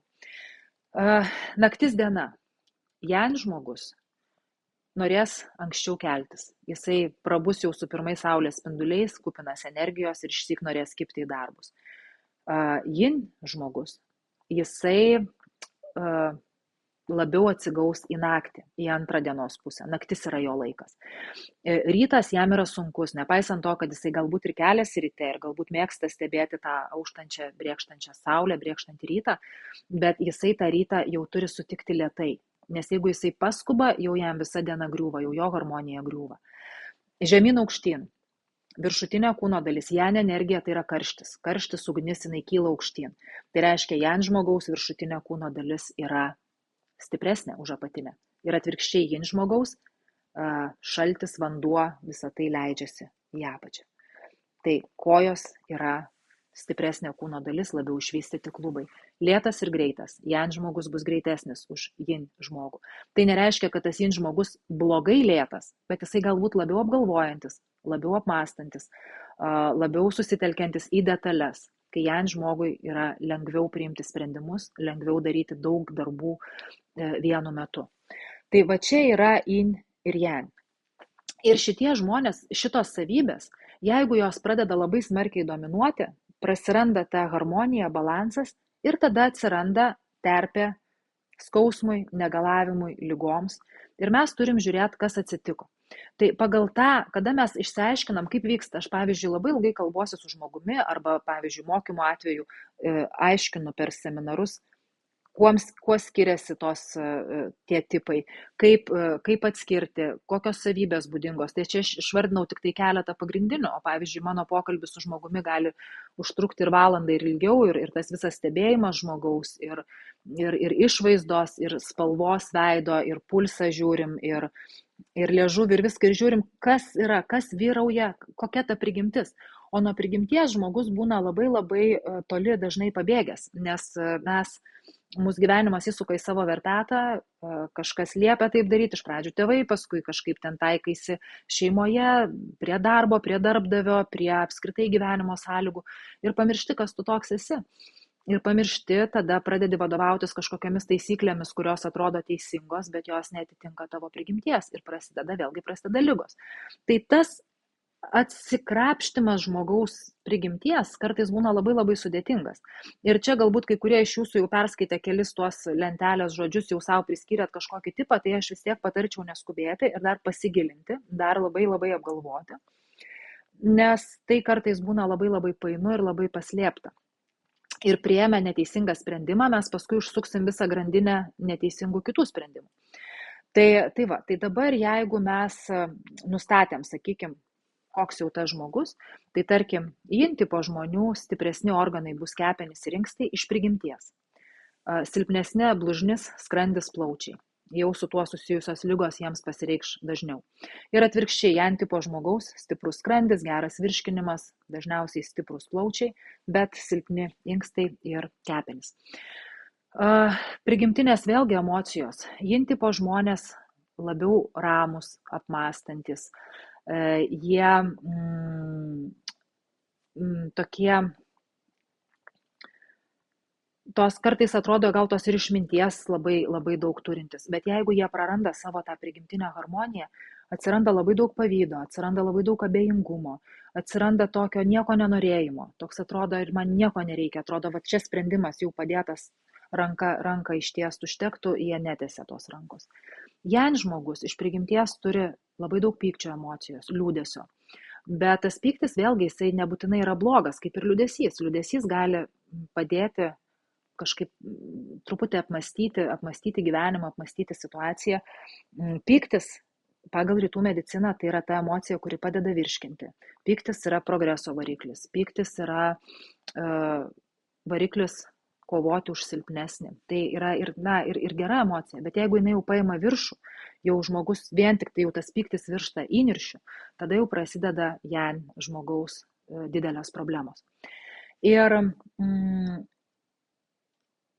Ir tada mes nustatom žmogaus tipą, žiūrim, ar žmogus pažeidė savo iš prigimties stiprų organą, ar kaip tik jisai pagal savo prigimtį silpsta, tarkim, jeigu jūsų prigimtis yra silpna blužnis, silpnas skrandis, silpnas virškinimas ir jūsų tas virškinimas visiškai sutrikęs, tai mes matom, kad reikia tiesiog atkurti jūsų prigimtį. Tai reiškia, kad jums šiuo atveju trūksta jan energijos, karštos energijos. Tai maistas, kaip ir žmogus, irgi lygiai taip pat gali turėti daugiau yin arba daugiau jan energijos. Ir tada mes žiūrim tam šaltam, labiau intravertiškam, labiau nakties vakaro žmogui, mes skirtume maistą, kuris turi daugiau jan energijos, nes jam reikia tos kibirkšties, jam reikia šilumos, jam reikia karščių. Tai dabar tas jan energijos turintis maistas, jau jisai bus šiltas arba karštas, termiškai apdorotas. Jisai bus aštresnis, prieskoningesnis. Tai pavyzdžiui, jeigu jūs rinksitės kažkokią, tarkim, raudoną daržovę, tai turbūt gali būti paprika ta pati. Jau jinai turės daugiau skonio, daugiau tokios šilumos. Mėsa, kaip sakiau, jau yra vištiena, kalakutiena, jautiena, karštesnė. Jeigu žuvis mažiau tinka, iš žuvies jau labiau reikėtų rinktis kažkokią gal lašišą. Nes žuvis turi labai daug tos šaltos yin energijos ir ypatingai jūrų gėrybės. Ir jos labiau tinka tam ekstravertiškam, karštam jan tipo žmogui, kuris turi iš prigimties daug pykčio energijos, daug karščio ir tą karštį mums reikia prigesinti. Ir mes tą karštį gesinti irgi galime maistu. Tai vėlgi, tada mes jau renkamės yin, tos šaltesnės energijos turinti maistą. Ir tas maistas jau yra vėsus arba šaltas. Ne pernelyg šaltas, nes skrandžiui šaltis kenkia labai. Tai reiškia, tas šaltis irgi jisai turi būti saikingas. Vėsus, sakykime. Tai tas vėsus maistas, jisai tada ir pagal savo tą energiją turėtų būti vėsesnis. Tai pavyzdžiui, jeigu tai yra mėsa, tai vėsesnė mėsa yra kiauliena. Kas yra įdomu, ir čia man kiauliena, aš esu jan žmogus, kaip minėjau, ir man kiauliena reabilitavo šitas mokymas, aš ją visada labai mėgau. Ir aš, kada čia buvo, daug kas sako, kad aš nevalgau kiaulienos, ir į mane besikreipiantys žmonės sako, kiaulienos mes nevalgom. Sakau, kodėl jūs nevalgot? Tai jie nevalgo todėl, kad dabar, daug kur yra, kad kiauliena blogai, riebių, ten visa kita. Bet pavyzdžiui, būtent mažajam jan, dar ten paskui skirstosi toliau tie tipai į 4 tipus, ten jau, daugiau to mokslo yra, aš jums principus dabar bendruosius tik tai sakau. Tai pavyzdžiui, mažajam jan tipui, kurios stipri blužnis atsakinga už virškinimą rytų medicinoje, jam kiauliena tinka puikiai. Jeigu iš principo žmogus valgo mėsą, jeigu nevalgo, tai kitų produktų paieškosim. Bet jeigu valgo, kiauliena tinka. Ir pavyzdžiui, man iš tikrųjų tinka. Ir aš ją mėgstu ir aš dabar suprantu, kad tai yra normalu, aš ją mėgstu. Pavyzdžiui, jautienos aš nelabai, aš net nenoriu. Kūnas žmogaus irgi labai pasako, bet mes nebemokame jo klausytis. Tai va, apie šitos dalykus irgi labai daug kalbėsime toje 3 mėnesių programoje. Tai jan žmogui, pavyzdžiui, jūrų gėrybės, žuvis tinka. Jau pagal prigimtį turėtų tikti. Aišku, būna kitas dalykas, kada žmogus būna savo prigimtį pažeidęs. Ir pavyzdžiui, sakykime, žmogus, kuris iš prigimties turėtų turėti stiprius inkstus, staiga jo inkstai visiškai yra nebestiprus, jie nebeprodukuoja energijos, žmogus nebeturi jėgų, jis yra visas sutinęs, sąnariai sutinę, paakiai sutinę pajuodę. Energijos nėra, atrodo, lyg tai viską darau kaip visada, ryte vos atsikeliu, ten nepainu, tada jau žiūri, jau tada maistą truputį kitaip turi dėlioti, nes jau žmogui, jau iš principo jau jį reikia tvarkyti, ne tik prigimti, bet jau daug stipriau, tai tada jau kitas ir vaistažolės paskirsi ir tą maistą dar kitaip dėliosi. Ir čia, aišku, kas tinka kiekvienam, aišku, galima irgi pasižiūrėti kartais ir iš pradžių, kaip sakiau, po žingsnelį, kad nebūtinai viską iš karto, bet kuksando praktika, nes jinai yra tas natūralus būdas bet kuriam žmogui atkurti tą savo energijos gamybą ir cirkuliaciją. Nes kuksando kas yra, jeigu jūs bent kiek galvojat apie energiją, o turbūt galvojat, tai kuksando padeda akumuliuoti žmogui energiją, kaupti ją ir paskui užtikrina tą jos cirkuliaciją, kad jinai keliautų po visą kūną. Ir tai atrodo toksai, mokymas, iš esmės fundamentalus. Jeigu jūs pradedat kuksando ir tie, kas jau čia esat išpradėjusių, tai tikrai man pritarsit, kad praktikuojant kuksando traukiasi be galo daug negalavimų. Aš kada pradėjau, mano vienintelė problema buvo šalančios galūnės, bet aš nemaniau, kad tai yra problema. Aš maniau, kad visiems žmonėms normaliai šala tos galūnės, ir ką čia padarysi. Tai pradėjus praktikuoti po kelių savaičių man sušilo rankos ir kojos, man tai buvo taip wow, ir iki dabar aš labiausiai mėgstu vaikščioti basa, man nebešalta. Paskui, aišku, nugesta tas degtukas, be užsipleskentis, kad truputį atrodo kas ir ta ugnis atrodo sproksta per visur. Tas pradeda gesti. Tai nereiškia, kad tampi abejingu, bet tu labai skaidriai matai situaciją, tu nebesusinervini, tu sprendi problemą, jeigu neiškyla. Nugaros tiesiasi. Kūnas laisvėja, lengvumas atsiranda, energijos atsiranda, tos kažkaip atrodo daug daugiau dienoje gali padaryti. Tai tikrai yra fantastinė praktika, jeigu dar nepradėjot. Tikrai labai labai rekomenduoju pradėti ar nuotoliu, ar gyvai, ar ateiti individualiai, ar dalyvauti toje 3 mėnesių programoje. Tikrai yra nuostabus dalykas. Tikrai nuostabus dalykas. Taip, tai tuoj prieisiu prie jūsų klausimų. Tik tai dar įmesiu vieną malką. Matot, kaip mes čia ilgai su jumis bendraujam. Matau, kad keliauja daug klausimų, bet aš nespėju juos čia dabar skaityti, kadangi noriu ir papasakoti, ką jau čia pasiruošiau. Bet paskui tikrai pasižiūrėsiu. Tai jeigu turėsit kantrybės išlaukti, tai pasistengsiu atsakyti, kiek galėsiu į juos. Ir trumpai dar noriu prieš pereidama prie jūsų klausimus dar šiek tiek apie tą mūsų 3 mėnesių programą, kuri prasidės jau vasario 8. Ir jos metu mes smulkiai jau aiškinsimės tuos dalykus, apie ką mes dabar taip, gana abstrakčiai pakalbėjom. Tikrai kalbėsim su daug daugiau patarimų, yra akupresūros taškai, kurių čia dabar šiandien parodžiau tą vieną, kuris yra po keliu, tą virškinimui tvarkyti ir diagnozuoti. Tai mokysimės ir kitos akupresūros be jokios abejonės. Be jokios abejonės nusistatysime savo tipą. Ir kurse bus tik tiek žmonių, kad mes galėtume apriepti, aš galėčiau apriepti ir esant reikalui su kiekvienu pabendrauti asmeniškai, nes tikrai kiekvieno tipą nustatysim ir kiekvienam rekomendacijas duosim. Kaip aš juokauju, dalis to viso 3 mėnesių kurso tai bus po 2 seminarus vietoje vieno. Tai čia tiems, kurie jau yra pradėję kuksando praktiką, kaip ir minėjau pradžioje, jie turės keletą kitų seminarų tuo pačiu metu, galės rinktis arba kartoti pradedančiųjų kursą, arba jau eiti toliau. ką mes labai individualizuosim, aiškinsimės kiekvieno žmogaus praktikos buvimą, lygmenį, progresą, žiūrėsim, kur yra, ką galima patobulinti, kur yra kažkokios galbūt klaidos, gal kažkas nesiseka, visą tai aptarsim, gilinsimės toliau, nes praktika yra labai labai plati ir kalbėti tiek apie meditaciją, tiek apie judesį, tiek apie kvėpavimą yra labai daug temų ir jos yra labai gilios, tai čia prisijungs ir Algirdas Kumža, kurio tema yra ir DAO dalis, jos praktinis pritaikymas. Aišku, tie, kas jau yra pribrendę, keliausim į kitą praktikos lygmenį, nes jų yra daug. Kaip sakau, praktika nestovi vietoje. Jeigu jūs jau įveikėt vieną dalį, ateina kita ir čia tikrai galima užsiimti visą gyvenimą. Visi nuotoliniai seminarai bus įrašomi ir juos galėsite peržiūrėti bet kada ir tiek kartų, kiek norėsit viso kurso metu. Bus tiem, kas norės, kas rinksis kontaktinę dalį, tai bus 2 visos dienos kontaktiniai susitikimai, vienas su gydytoju Daliumi Barkausku, kitas su manimi, Algirdu, Egle, kur daugiau liesime kuksando ir rytų mediciną. Gydytojas Dalius, aišku, kalbės apie, jis irgi yra kuksando meistras, beje, gydytojas Dalius, ir labai puikus ir kovų menų meistras, ir kuksando juodasis diržas. Ir jisai daugiau lies būtent sąnarių problemas, nugaros problemas, laikyseną, visi tie mūsų tokie dalykai, kurie labai atsispindi kūne, bet kurie susiję ir labai smarkiai su vidumi. Psichologija, kuksando specialistė Eglė Aukškalnienė mums pasakos apie kūno ir emocijų ryšį. Tai yra, kaip tai yra susiję ir kaip tai yra betarpiška ir ką daryti su tuo. Ir aišku, kad mes kalbėsime apie mitybą, be jokios abejonės apie tą individualizuotą mitybą, apie kurią kalba korėjiečių medicina. Pateiksiu ir vaistažolių pavyzdžių tiems gyvenimo atvejams ir konkretiems žmonių tipams.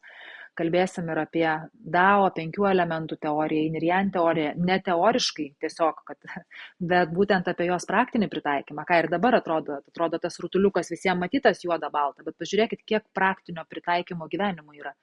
O kai mes pereisim prie 5 elementų teorijos, kur jau kiekvienas elementas, 5 elementai, kiekvienas turi savo organą, kurį, kaip pasakyti, atstovauja organų grupę, savo emocijas, savo spalvą, savo metų laiką, savo santykius su žmogumi, tai čia apskritai yra neapriepiami ir fantastiniai dalykai, kurie labai padeda suvokti ir patį save ir aplinką, lengviau tiesiog gyventi tiek gamtoje, tiek tarp žmonių.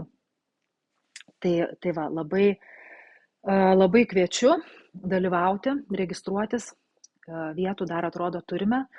Tai labai kviečiu. Ir dabar tada pereinu prie jūsų klausimų. Eglė man rašo, kad tuoj man juos atsiūs ir aš bandau tada keliauti. Sonata klausia, ar pradėjus gerti vaistus nuo cholesterolio, juos teks gerti iki amžiaus galo. Jei taip, kokios alternatyvos vaistams? Aš manyčiau, kad apie tas alternatyvas mes ir kalbėjom. Aš pirmiausia, aišku, čia reikia pasišnekėti individualiai, kodėl būtent jums tas cholesterolis didėja, koks tas jūsų gyvenimas yra, kas ten yra, gal, reiktų aišku analizuoti jūsų lėtinės ligas, jūsų gyvenimo būdą, jūsų mitybos įpročius, jūsų patiriamą stresą, įtampas, pasižiūrėti, kūną, ką jisai kalba, kur yra įtampos, kur yra skausmai, kaip ta energija vėlgi pasiskirščiusi, kas dominuoja, koks jūsų tipas, bet taip, jeigu bendrai atsakyti klausimą, tai aš manyčiau, kad sureguliavus emocijas, sureguliavus tą karštį, nuraminus mintis, nuraminus protą, sukūrus tam tikrą atsparumą stresinėms situacijoms, sureguliavus mitybą ir pridėjus tam tikrus vaistažolių preparatus, tai gali būti, irgi vėlgi individualu, arbatos, miltukais, tinktūrų pavidalu, tai gali būti tais pačiais papildais. Manau, kad galima tuos vaistus mažinti ir paskui jau juos visiškai nutraukti. Ar pagal prigimtį vegetariška mityba yra galima? Be jokios abejonės taip. Čia nėra išbraukiamas jokia grandis, nebent jūs pasirenkate kažkokią išbraukti, pavyzdžiui, jūs atsisakote mėsos. Tai iš tiesų daug kuksando praktikuojančių, ilgai praktikuojančių žmonių atsisako mėsos natūraliai, kažkaip jiems nebereikia, jau per sunkus tas maistas pasidaro. Bet kuksando jokių būdų nedraudžia nieko valgyti. Ir jeigu jūs renkatės vegetarišką mitybą, tai tiesiog mes tada pagal jūsų tipą pasižiūrėtumėm, kokios, vegetarai dažniausiai valgo žuvį, tai pasižiūrėtumėm, kokios žuvis, kas iš to jums labiau tinka arba kaip jas jums tinkamiau paruošti. O jeigu jūs ir, esate veganai, apskritai nevalgote žuvies ir kiaušinių, mėsos, tai tada žiūrėtumėm iš daržovių, kokias jums parinkti, kaip jos turėtų būti apdorotos, daugiau, mažiau, kokiais prieskoniais, kaip ką ir tikrai galima tą padaryti. Kaip dažnai gerti sultinį, kad būtų nauda, ar tinka virti sultinį tik iš galvijų kaulų, ar tinka ir paukščių? Aš tai virčiau iš galvijų kaulų ir kaip dažnai vartoti, vėlgi reikia žiūrėti, kaip jūs jaučiatės, tas sultinys ir kasdien neturėtų pakenkti. Vėlgi sakau, kada yra podagra, yra kai kur, sakau, tyrimų, kur tos sultinio pernelik daug nerekomenduoja. Bet sakykime, jeigu žiūrėtumėm taip, kad, tarkim, jūs nusilpo, ta energija nusilpo, imunitetas nusilpo, tai kurį laiką galima pavartoti, kad ir kasdien po kažkokį podelį ar pusę podelio, to tokio eliksyro, pastiprinti inkstus, pastiprinti sąnarius, pastiprinti visą imunitetą ir paskui galima padaryti pertrauką. Tai, manau, bet čia vėlgi, žinot, individualu reikėtų taip jau, kad jau paskirti kažkokią tai dozę, nors tai atrodo sultinys, bet tai visko mes galim padauginti. Visada geriausia pasikalbėti ir asmeniškai. Taip, ar mityba gali padėti išgydyti tulžinį refliuksą? Bandžiau reguliuoti mitybą, dėja rezultato nebuvo. Ar kuksando galėtų padėti gydant šį negalavimą? Aš manau, kad visa sistema, visas kompleksas dalykų tikrai galėtų sumažinti simptomus. Bet čia, aišku, reikia tokio jau reikia apsiimti ir daryti, nes dažnai žmogus, jis žino, ką daryti, bet netaiko tiek, kiek reikėtų. Ir tada, kai tik tai, kartais probėgšmais, tai to rezultato gali ir nebūti, bet tai nereiškia, kad ar mityba bloga, ar praktika bloga. Reikia laiko, reikia motyvacijos ir reikia rutinos. Reikia susikurti tą jums sveiką rutiną ir jos laikytis ir tada jau vien kvėpavimas duoda labai labai didžiulį efektą. Kas atrodo kartais kaip stebuklas ir kartais atrodo kaip nesąmonė, bet žinokit, iš tikrųjų, kai žmonės susitvarko kvėpavimą ir skiria jam kasdieną laiko, tam tokiam ramiam, dungeon arba giliam apatiniam diafragminiam kvėpavimui, jau vien tai padaro kartais stebuklus. O jeigu mes dar prijungiame judesį, prijungiame jums tinkančią mitybą, prijungiame žoleles, akupresūros taškus, čia yra didžiulis ir labai labai stiprus kompleksas sveikatai gerinti. Ar kiaulpienių kavą galima gerti su pienu, ar tokiu būdu galima paskaninti ją? Aš asmeniškai, man labai skani, aš ją geriu be nieko, bet suprantu jūsų klausimą, manau, kad galima, tik tai reikia žiūrėti, vėlgi čia tas irgi įdomus dalykas pagal korėjiečių mediciną jūsų tipą. Nes jeigu jūs esat yin tipo žmogus, tai karvės pieno, kad ir šlakelis jums ilgainiui gali sukelti labai didelių sveikatos problemų. Tai pasižiūrėt, kas jums labiau tinka, koks tas jūsų labiau tipas yra.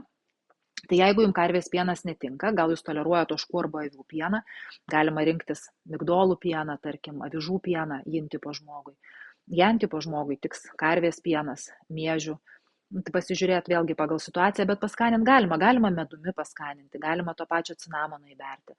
Čia jau reikia pasižiūrėti, tai tikrai nepagadinsit tos kiaulpienės.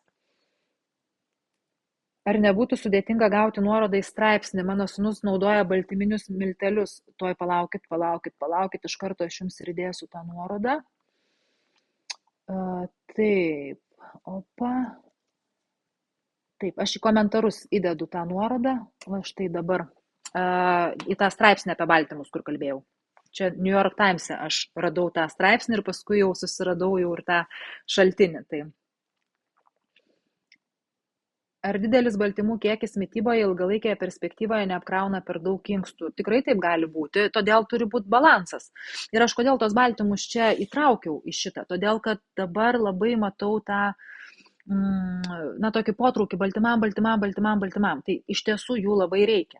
Bet turi būti visko. Mes turim gauti ir angliavandenių, mes turim gauti ir riebalų, mes turim gauti visų maistinių medžiagų, mes visko turim gauti. Tik tai tie kiekiai turi būti adekvatus, bet vien baltymais be jokios abejonės, kad apkrausi. Tai būna, kad net ir odoj būna, kai tas baltyminis šokas toksai, kur tokie visokie spuogai, irgi net ir tokie dalykai gali nutikti. Taip, palaukit, dabar galvoju, ar man čia taip Ai, va, toj palaukit. Taip. Aha, šituos ne, taip. Saugi pelyno dozė nėštumo metu. Oi, žinokit, čia, matot, tokie dalykai jau yra ne bendro webinaro atsakymai. Aš tikrai labai norėčiau į visus atsakymus, į visus jūsų klausimus atsakyti, bet kai kurie dalykai jau yra, toks jau, kaip ir jau pereina į tokią gydymo dalį ir ypač kas susijęs su nėštumu, tai yra labai jautrus dalykai ir tikrai čia jau reikėtų pasižiūrėti asmeniškai, pasižiūrėti, kodėl jums reikia to pelyno, ar tikrai reikia pelyno, kada jo reikia, kiek. Tai čia tokios nėra dozės kiekvienai nėščiai ir bet kuriuo nėštumo periodu, tai čia jau reikia, žiūrėti asmeniškai. Tai pasifloros papildas žmogui sergančiam cukriniu diabetu. Čia reikia žiūrėti, ar jums reikia pasifloros papildo. Čia net ne pagal tą diabetą, čia reikia pasižiūrėti, ar tai yra jums geriausia alternatyva. Tai čia vėlgi, sakau, į tokius klausimus vieno atsakymo nėra. Aš jums gairias galiu tokiuose webinaruose sudėlioti ir paaiškinti, kaip veikia principai, bet jau tokius individualizuotus patarimus jau galėčiau duoti tik individualios konsultacijos metu, nes turiu žinoti daug daugiau dalykų apie žmogų, kad neatsakyčiau, nepakenkčiau savo atsakymų individualiai, kalbant jau, kada kalbam apie tam tikras ligas.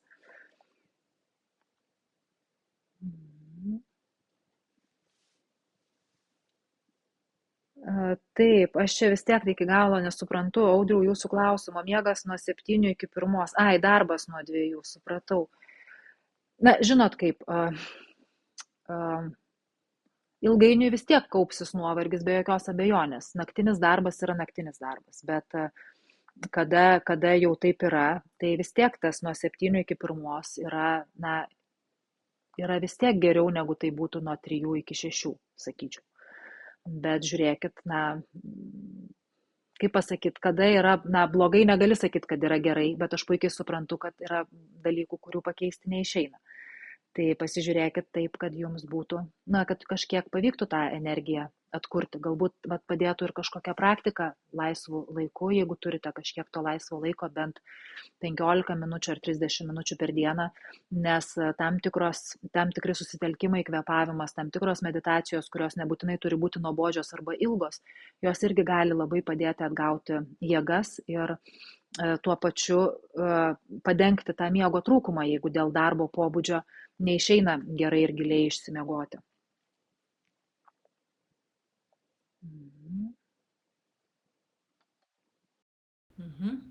Taip, mano dabar nusėdo ausinė, pasižiūrėkim, ar jūs mane girdėsit. Jeigu aš... Taip, čia girdisi.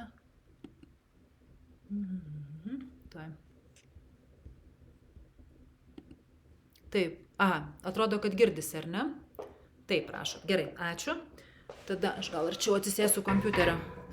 Kiek mes čia kalbam, kad taip trumpai man šitą ausinę kažko čia šiandien laikė.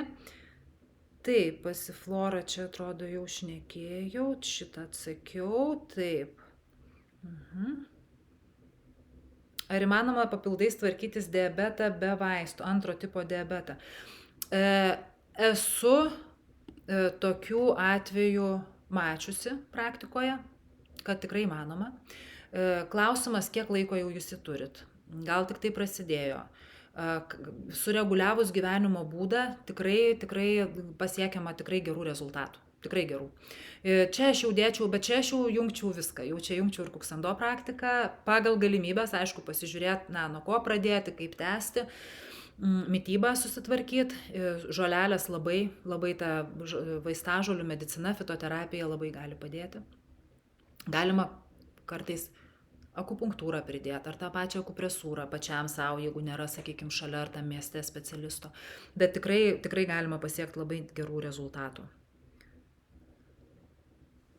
Akvilė rašo, pradėjus praktikuoti kuksando labai pagerėjo miegas ir susitvarkiau su nerimu, bet atsirado vienas keistas dalykas, nebetoleruoju visiškai vyno, net viena taurė sukelia širdies plakimą. Aišku, nedidelė problema, bet įdomu, ar tai susiję. Žinokit, gali būti susiję, kai kuriem nutinka. Matot, kada jūs tikrai gerai praktikuojat kuksando, o iš to, kas jums traukiasi, kokie negalavimai, tai panašu, kad jūs tą kuksando tikrai, kaip pasakyti, kaip meistras Žinmok pasakytų, nuoširdžiai darot. Ir jūs gerai darot tą praktiką. Tai reiškia, kad jūsų viduje, jūsų kūnas atgauna tą gebėjimą pasakyti, kas jums tinka ir kas jums ne. Nes mes iš prigimties turėtumėm galėti ir suprasti, kokio maisto mums reikia, be visų lentelių, paskaitų ir seminarų, ir kada mums reikia judėti, kelintą valgyti, ką valgyti, su kuo bendrauti, daug dalykų. Ir čia jums organizmas tiesiog sako, kad, galbūt vynas jums netinka, galbūt jums alkoholio nereikia. Pavyzdžiui, kad ir mano vyras Algirdas, jisai daugiau metų praktikuoja kuksando, jisai gali išgerti vyno taurę, bet šiaip jisai kaip savo, aš nebenoriu. Meistras Žinmokas irgi, jisai atvažiuoja čia į Lietuvą, jisai paragauja, jisai yra smalsus, jam įdomu, bet šiaip jisai sako, aš kai praktikuoju ir ypač jeigu užsiimu tokia ilgalaikė praktika, tokia kaip, pavyzdžiui, atsitraukia į kalnus, labai tokias, kaip po kelis mėnesius medituoja, tai jisai sako, aš alkoholio aš absoliučiai negaliu jo toleruoti. Ir aš iš savo galiu irgi pasakyti, kad aš kuo toliau, tuo vis mažiau man jo irgi norisi. Tai tikrai taip gali būti. Aš irgi nežinau, ar tai blogai. Gal ne, gal kaip tik gerai, kai nereikia sąmoningai riboti, bet pats kūnas pasako, kad nereikia. Taip, aš sergu bipoliniu sutrikimu, geriu antidepresantus, migdomuosius ir aišku, ar padėtų man ši programa. Taip, čia gal mums, jeigu jūs dalyvausite šitoje programoje, mums reikėtų šiek tiek daugiau su jumis padirbėti individualiai, bet manau, kad tikrai galėtų pašvelninti jūsų savijautą ir būklę, tikrai taip, bet sakau, čia reikėtų šiek tiek tokios individualios priežiūros, tai jeigu nuspręsite dalyvauti, tai būtinai priminkite mums asmeniškai parašydama, kad mes atkreiptumėm dėmesį ir šiek tiek tą problemą irgi pasižiūrėtumėm papildomai. Taip, cinamonas ir medus, nakčiai ar iš ryto. Čia labai priklauso nuo jūsų tipo. Pavyzdžiui, tokiam žmogui kaip man, tai man cinamonas ir medus jau būtų per daug karštas dalykas. Mane jau labai uženergizuotų. Tai man apskritai jisai turbūt nei nakčiai, nei iš ryto nelabai tinka, nebent jau labai kažkaip ta sveikata sušlubuotų, kažkoks gripas ar peršalimas. O jeigu yin tipo žmogus, tai gali būti, kad ir nakčiai kai kuriems tinka, bet cinamonas gal labiau iš ryto. Ar Klaipėdoje veikia kuksando grupė? Taip, mūsų svetainėje kuksando.lt galite paspausti, ten yra meniu skiltis kuksando ir ten bus kuksando mokytojai. Ar kuksando specialistų sąrašas, turbūt taip gal bus parašyta. Ir tenai bus kontaktai, o gal jau Eglė jums ir nusiuntė. Milda Tatarūnienė yra Klaipėdoje, Liepų gatvėje yra kuksando centras. Tikrai puikia, fantastiška kuksando specialistė ir jinai yra dar ir kineziterapeutė, tai vėlgi toksai irgi rytų ir vakarų ta tokia labai stipri sintezė. Taip, kodėl būna sunku tuštintis? Greičiausiai, nežinau, reikia pasišnekėti daugiau, dažnai tas sukelia užkietėję viduriai, pagal rytus tai yra karštis. Reikia žiūrėti mitybą, reikia žiūrėti jūsų vėlgi tą patį gyvenimo būdą. Nieko turbūt naujo nepasakysiu, bet reikia daug daugiau informacijos turėti, kad būtų galima atsakyti į tokį klausimą. Nustojus valgyti mėsą, po 2 metų prasidėjo sąnarių skausmai, ir tai gali būti susiję. Ir taip ir ne. Žinot, taip pasakyti, kad nustojo valgyti mėsą ir pradėjo skaudėti sąnarius, tai tikrai neveščiau tokios paralelės, bet jūsų atveju galbūt ir gali būti, bet irgi reikėtų pasižiūrėti, kas dar pasikeitė per tuos metus, kokia apskritai jūsų koks tas tipas, kaip jūs pradedat ir baigiat dieną, ką jūs darot, koks yra jūsų fizinis krūvis, fizinis aktyvumas, koks jūsų kvėpavimas.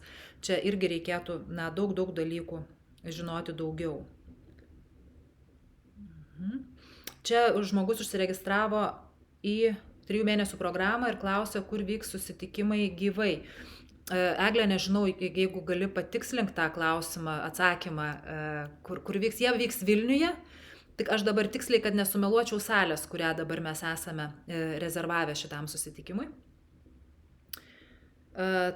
Taip, jeigu nutrūko achilas, ar čia trauma, ar jau sąnarių sausgyslių liga, nes esu straumavusi ir kelį, trečia, ketvirta degeneracijos forma.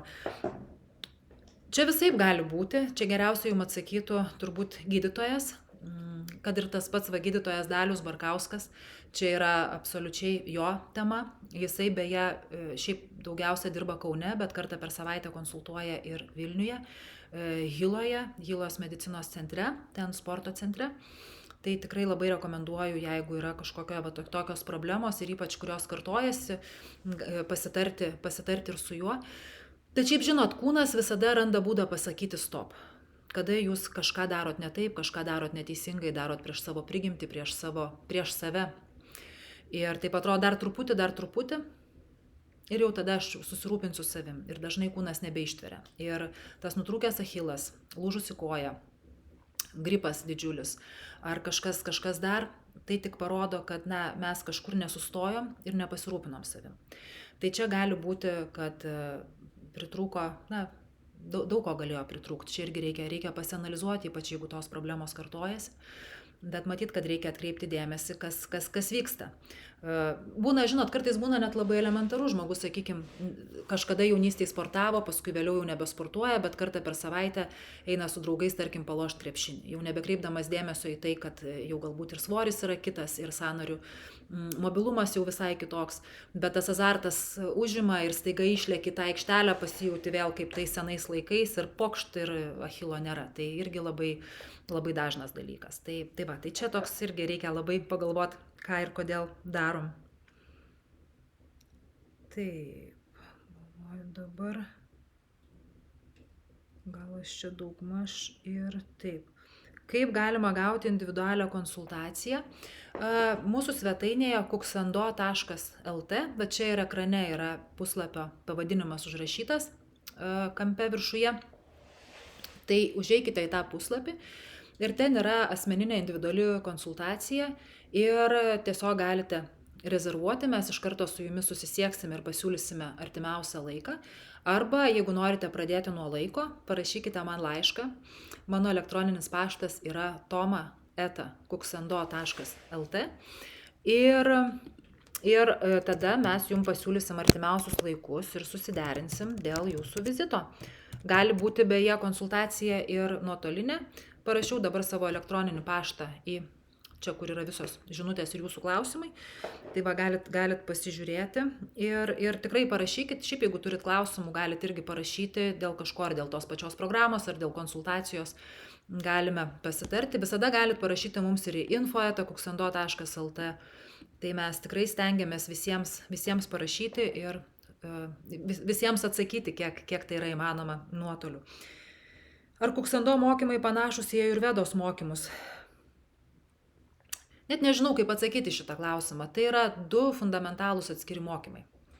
Jie yra panašumų visada galim rasti, nes yra tas pats regionas. Yra daug dalykų, bet šiaip jie yra fundamentalūs skirtingi mokymai. Kuksando esmė yra sukaupti žmogaus gyvybinę energiją ir užtikrinti jos cirkuliaciją. Tai yra tokia. Ir tai vyksta per kvėpavimą, per judesį, per akupresūrą, per mitybą, per visą gyvenimo būdą, per daug dalykų, kuriuos mes mokomės ir tvarkom. Turėjau perdegimą, labai daug dirbau per kelis darbus, stačiau dar kelis projektus ir turėjau šeimoje daug įvykių. Niekaip negaliu atsigauti. Būna užeina miego, power nap, priepuoliai, tyriausi kraują, įvairių dalykų rodo, kad yra tik pervargimas ir kad dingstų filtracija prastesnė. Ar gali filtracija taip įtakoti nuovargį? Mityba, baltymai, šiltas maistas. Tik pervargimas tai yra labai didelis dalykas.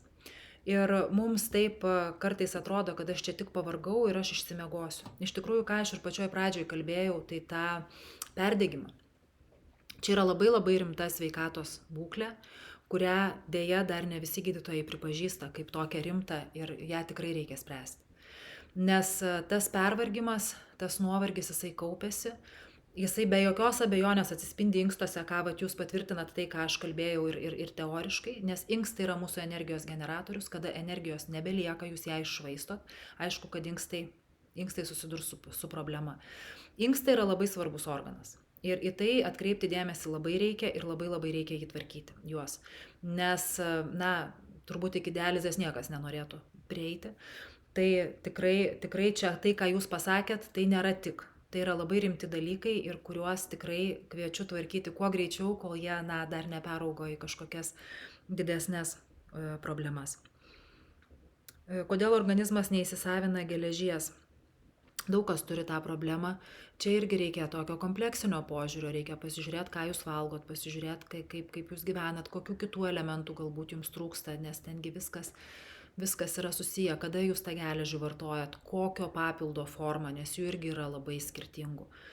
Tai aš, tarkim, ir dukrom, kada pritrūksta geležies, nes jos irgi linkusios visi tokia į tą trūkumą, tai irgi kol atradom būtent, kuris tas papildas joms tinka ir joms papildo, tai irgi nuėjom ilgą kelią, bet čia nebūtinai, kiekvienas matyt turi surasti savo, bet reikia žiūrėti kažkokią giluminę priežastį, kas čia yra. Skauda visi sąnariai, sunku apsirengti, judėti, kartais būna lengviau, geriu stiprius vaistus, ar jūsų programa padėtų, ar grįžčiau į normalų gyvenimą. Kad programa galėtų padėti sušvelninti tam tikrus simptomus, jeigu jūs tikrai imsitės pokyčių, tai aš manau, kad tikrai galėtų. Dabar ar galėtų padėti visiškai išvengti problemos, tai sunku pasakyti, nežinant viso konteksto. Taip kaip skaitom, tai atrodo, kad jis tikrai yra sudėtingas. Neaišku, kiek jisai laiko tęsiasi, neaišku, kiek jūs laiko ir kokius vaistus gerat, kokios dar tos lėtinės ligos šalia yra. Tai daug yra dedamųjų. Kad tikrai gali padėti pasijusti geriau, tai tikrai gali. Dabar kiek ir ar tikrai čia tai gali išgydyti, tai kuksando iš principo tai nėra gydymas. Tai yra būdas atkurti organizmo savireguliaciją. Jeigu mums pavyksta tą užsukti procesą, organizmas pats padeda po truputėlį tvarkytis. Tai mes jam galim padėti. Mes jam galim padėti kvėpavimu, mes galim padėti susitvarkę judesį, prisitaikę būtent savo, susitvarkę savo mitybą, susitvarkę savo, padėję savo dar kažkokiais šalutiniais produktais iš gamtos, tai yra visokiom vaistiniais, vaistažoliniais preparatais, taškais ir panašiai. Bet tai nėra gydymas, tai gali būti šalia gydymo, pašvelninant simptomą, suteikiant daugiau energijos, nuraminant, pagerinant miegą, sumažinant skausmą. Tai turbūt taip reikėtų žiūrėti. Tai tokio vieno atsakymo ir garantijos aš manau, kad niekada turbūt niekas negali duoti.